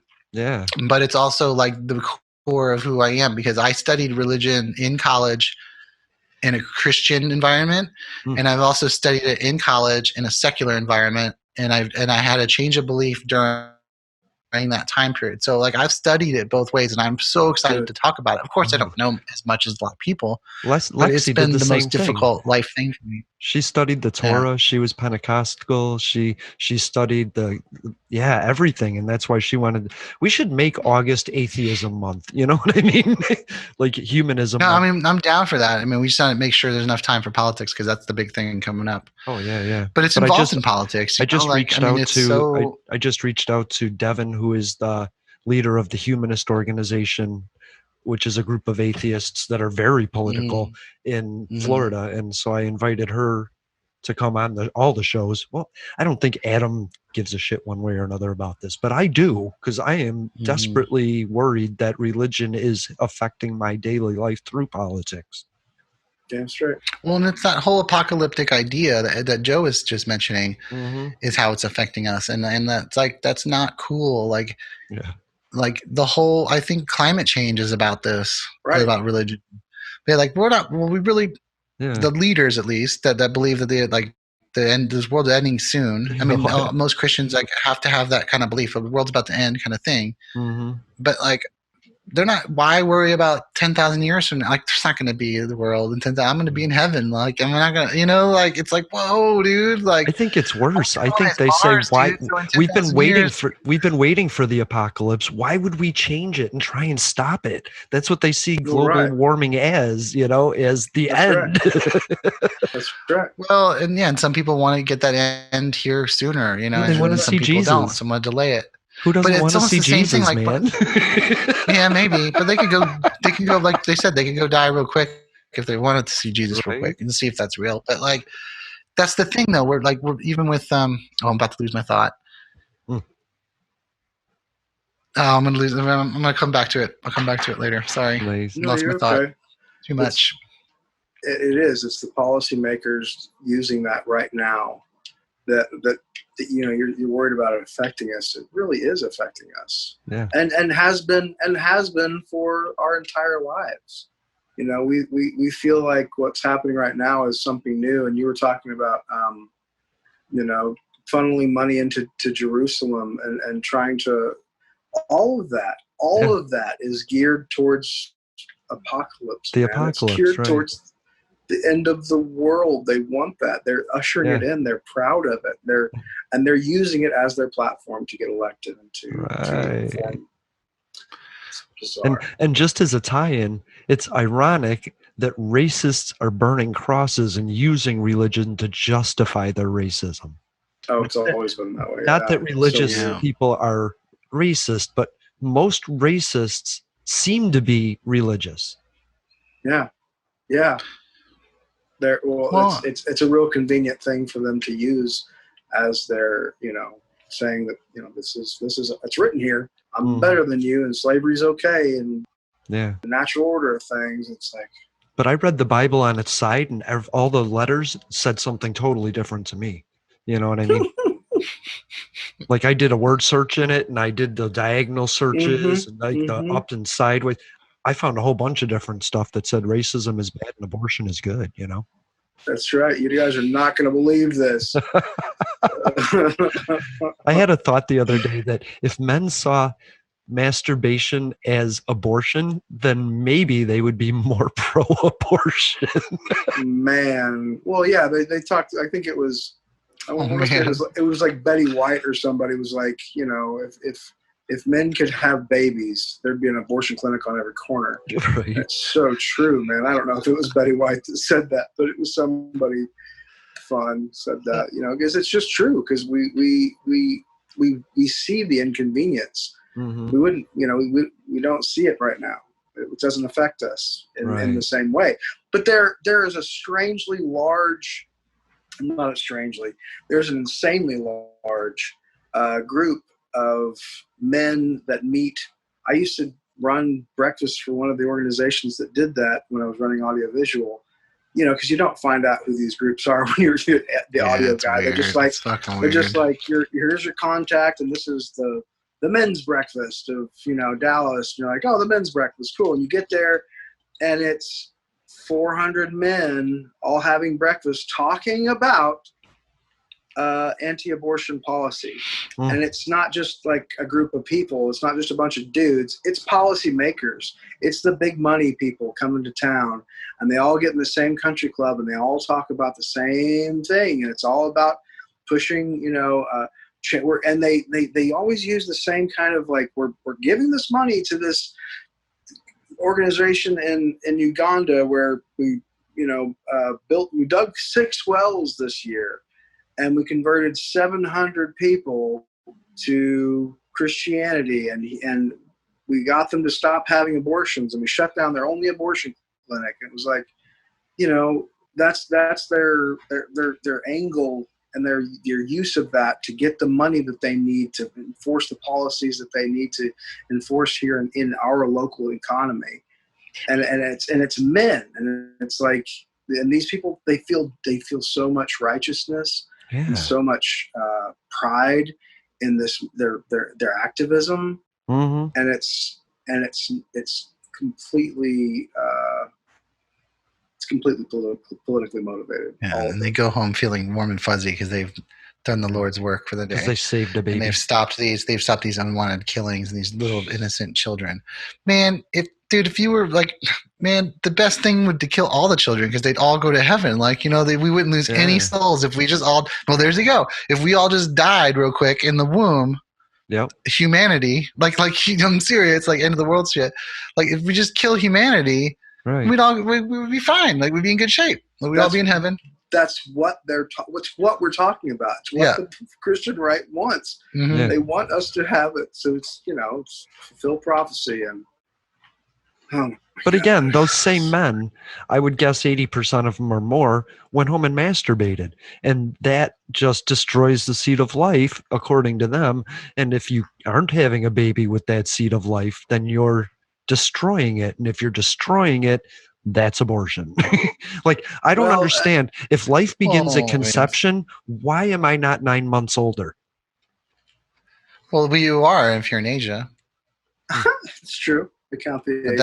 That's how they count it. Certain parts, yeah. Really? But you know what I'm saying? Lots of but lots of that, like, that's that belief. That's my favorite, like, belief system in terms of aging. It's like, you're born, you're one. Like, you just spend about a year baking. You know, like, you're one. It's or it's your first year of life. Right. Like, it's so much easier. I mean, I think that's a better way of anyway. That's if you believe life begins at conception. You know what I mean? Right, and you mentioned that too. And then there's a whole bunch of arguments for that. And even in a religious sense,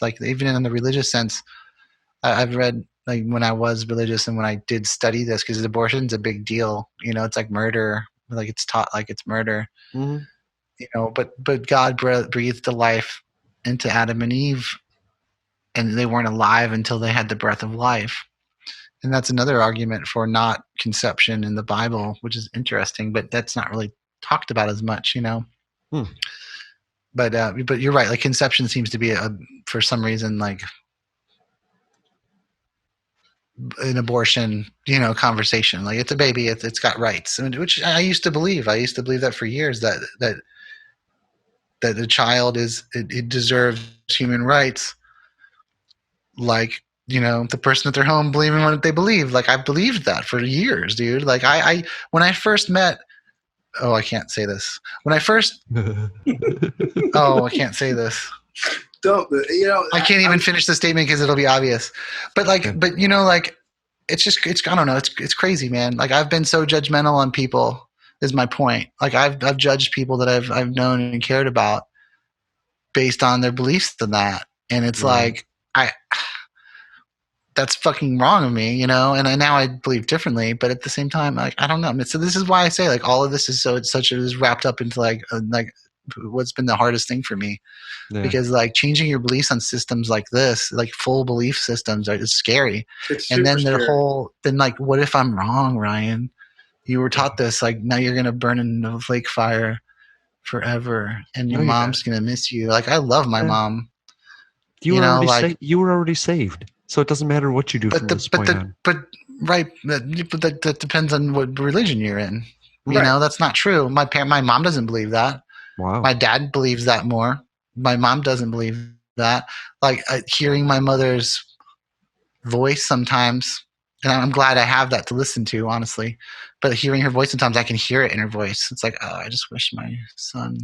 Yeah. And I've even contemplated, like, if I were on my deathbed, like if I got some sort of disease, I would tell my mother that I talked to God, I talked to Jesus to make her feel better, because I don't want her to think that her son's not going to be there with her in heaven. Because it would give her the end of her life like a little bit more joy, because now she knows she'll be with her son. Like, I'm gonna do that shit. Like, I'm gonna do that shit if if it comes to that. Like, I've thought about this. This is a big deal to me. Because God is such a dick. He's like, oh, you had water put on your head. Come on up. No, you didn't. Later. Yeah. Why would he create us not to save us?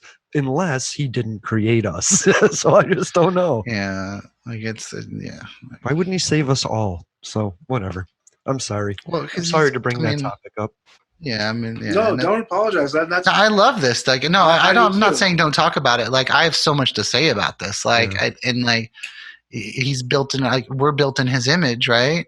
Maybe we're destructive, vindictive, judgmental fucks, and so is God in the Bible. Yeah, a lot of the Bible, so is he. So, like, I do like that part of the humanity of God, from the story point, or whether it doesn't matter. Like, he is a lot like us, because I think we wrote it. Humans wrote it, regardless of what you believe was behind it. We all know that humans wrote the Bible. So, like, that God's character will be human. Will be humanistic, you know, through a human perspective. Yeah. Thank you. But, like, you know, like, he just Assyria, like the country of Syria. Assyria or Syria? They were called Assyrians in the Bible, but it was the country of Syria. Okay. And they would just be allowed to go in and just destroy the God's people.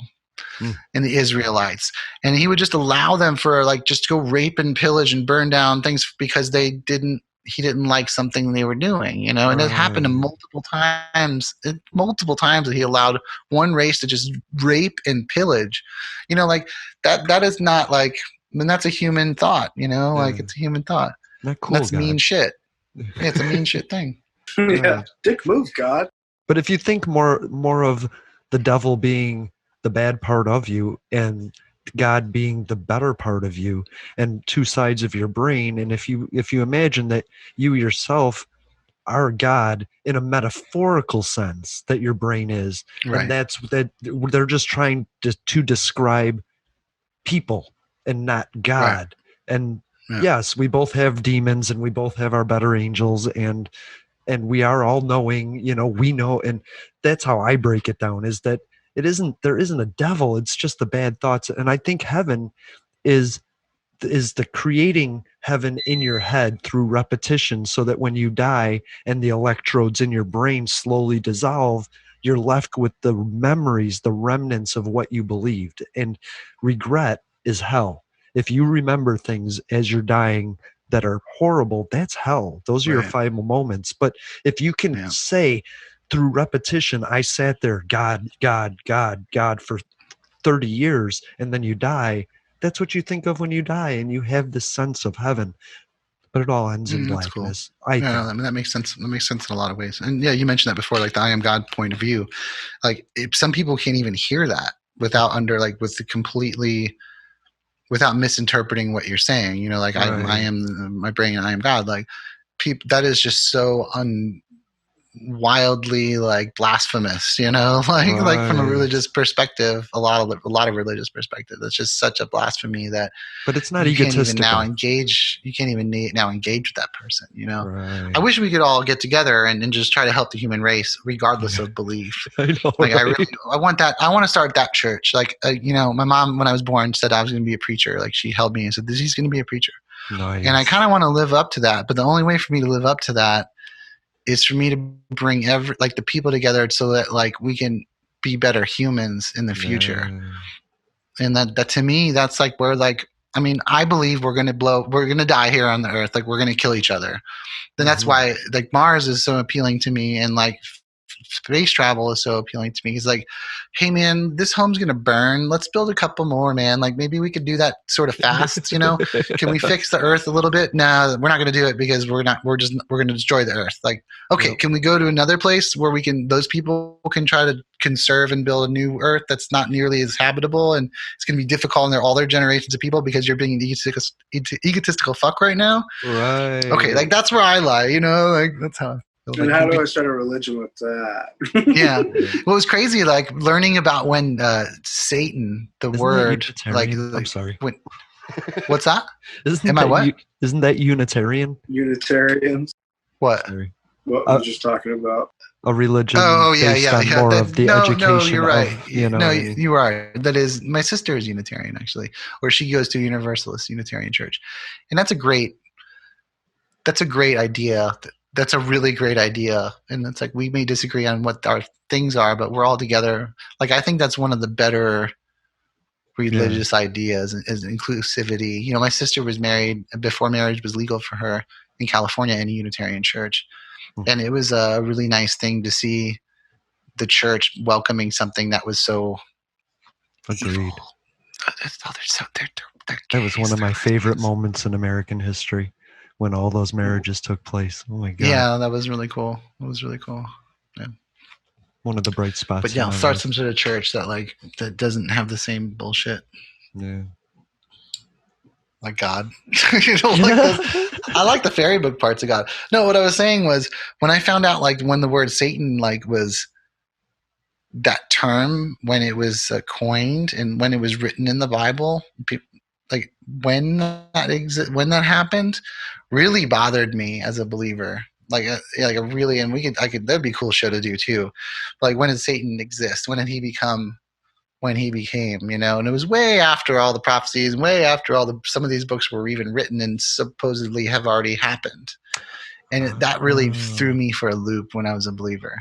I have a distant memory of that from like an Ancient Aliens episode.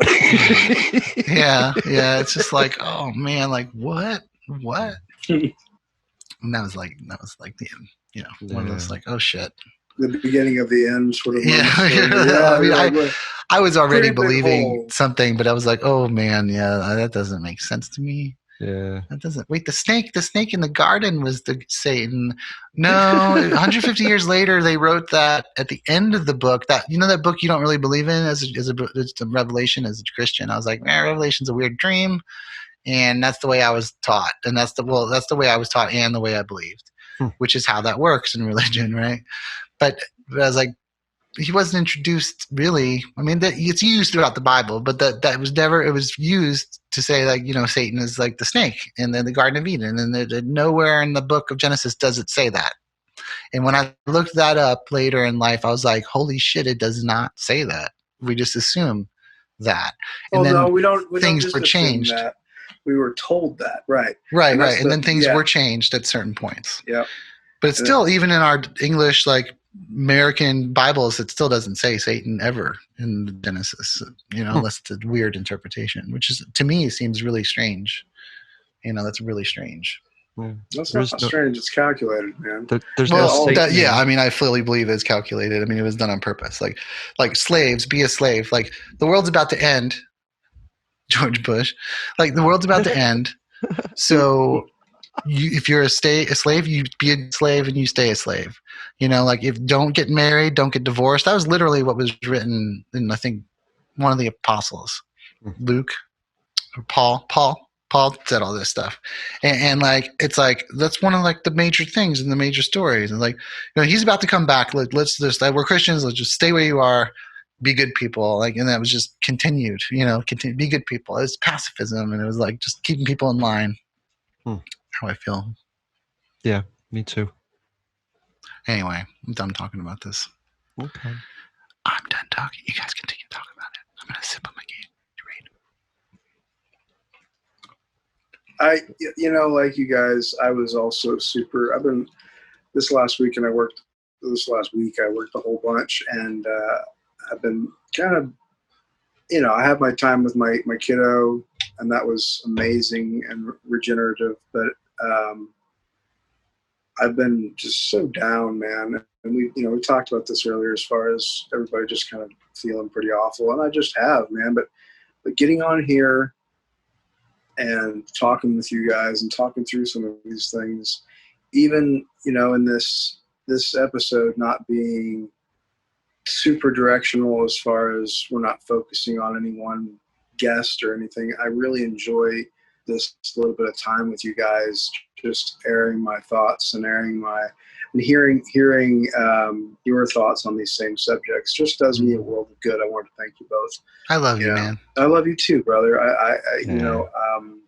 It's so easy to be overwhelmed by what's happening around us that this little bit of time with you guys has been, it just constantly is one of the highlights of my life. Thank you for this. I love you guys too. I thought, man, yeah, I love you guys. Yeah, I thought that, man, and I kind of want to apologize right now.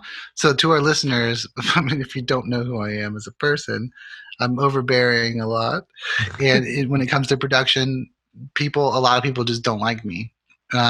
Jason's one of those people. My bandmate was one of those people for about 3 or 4 years before we like got connected that way.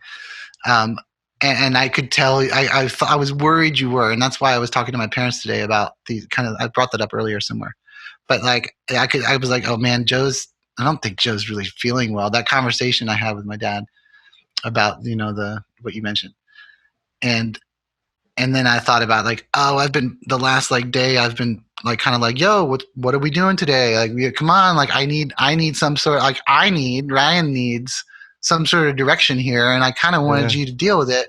And I told you, why isn't this stuff done? Like I was giving you that like flack night, like not really hard, but I was like, giving you that shit. Like, what are we doing? I need it for myself to prepare. Like, come on, Joe.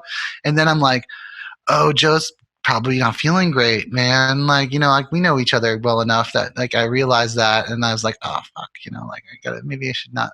No, and that's why I was feeling that. I didn't want to push you back because I knew that I didn't know how to communicate all that at the time, and that's part of our relationship is that you and I and Jason is starting to get that too from us as far as when we are, where we are, when we are, all those things that are accumulative and all factoring into our different personalities and our different work ethics and all those things that are hard to calculate. It's like do the math. We were talking about doing the math earlier. It's like how do you do the math on somebody's mental state, especially something like that where it's like I can't just openly discuss all the time about how where I am with depression or where I am with my mental state. You guys know that I'm not a racist because I openly say, hey, I oppose racism, but I don't come out, air necessarily when I'm not feeling 100% or whatever. And so it's awesome that we can get together, even if, if it's, on let's just talk about the status quo of the world and ourselves and our group and our friends and all that. So I appreciate this. And you should go ahead. No. And I hope that, with you and me and with Jason too, that we can have those discussions. And it's one of those things. It's like, with COVID-19, especially, it's brought to light the idea that we need to be checking in on people that we haven't necessarily been checking in on. It's hard to do that even with people who are, like Ryan and I, super close, and we're physically close for a long time as far as living next door to each other, but we've known each other for a long time. And Jason, I apologize, but I haven't reached out to you in this last week and asked you how you're doing. I saw you posting on Instagram. No, and it's just one of those. It's tough to do, and it's not easy thing to talk about necessarily, especially when there's like real problems in your life. It's hard to air those and hard to. Oh yeah. I wish we all could, and we all know that we can, that's the problem. But when you're dealing with something, I could tell you were off, we communicate, Joe and I communicate every day, but you just know, when someone's off, and I'm like, let's just play games, that's what we do. That's one of our things that we do. Carcassonne, man. Oh, what a great game. But, hey, you guys will never get me to the point of hate. I might get frustrated for moments, but I would never get to the point of hate. I love both of you guys so much. I was so depressed. Man. I was so depressed this week about so many things, and I just did not want to do this. But as soon as I saw Joe's face there, I just got this smile, and it hasn't stopped since. So, aww. And Ryan, I love you. I just don't know as much as you, and I don't know the terminology. So kind of sometimes it's like speaking to somebody that only speaks Arabic, and sometimes I'm just like, but I love you. I love you, and I want to know what you know, and I accept you for everything you are on a grand scale. Moment to moment, it may differ. No, for sure. No, for sure. No, but I love you, and I love you too, Joe. What a lovely way to end an episode. Let's end this episode on that note. Love, guys. Oh, I love you. Love is the answer. Love is the answer. Except for racists and pedophiles and religion. Oh, wait, I can't say that. Yeah, except for the really bad people.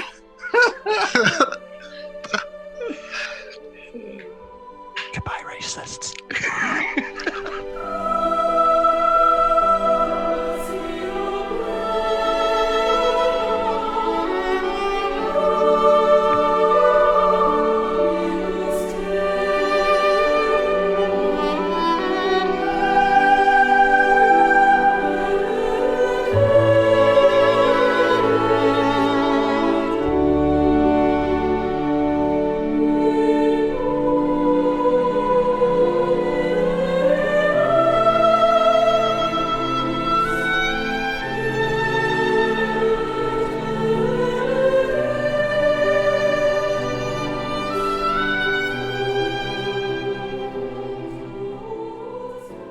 To know what's real. Yes. We will do that.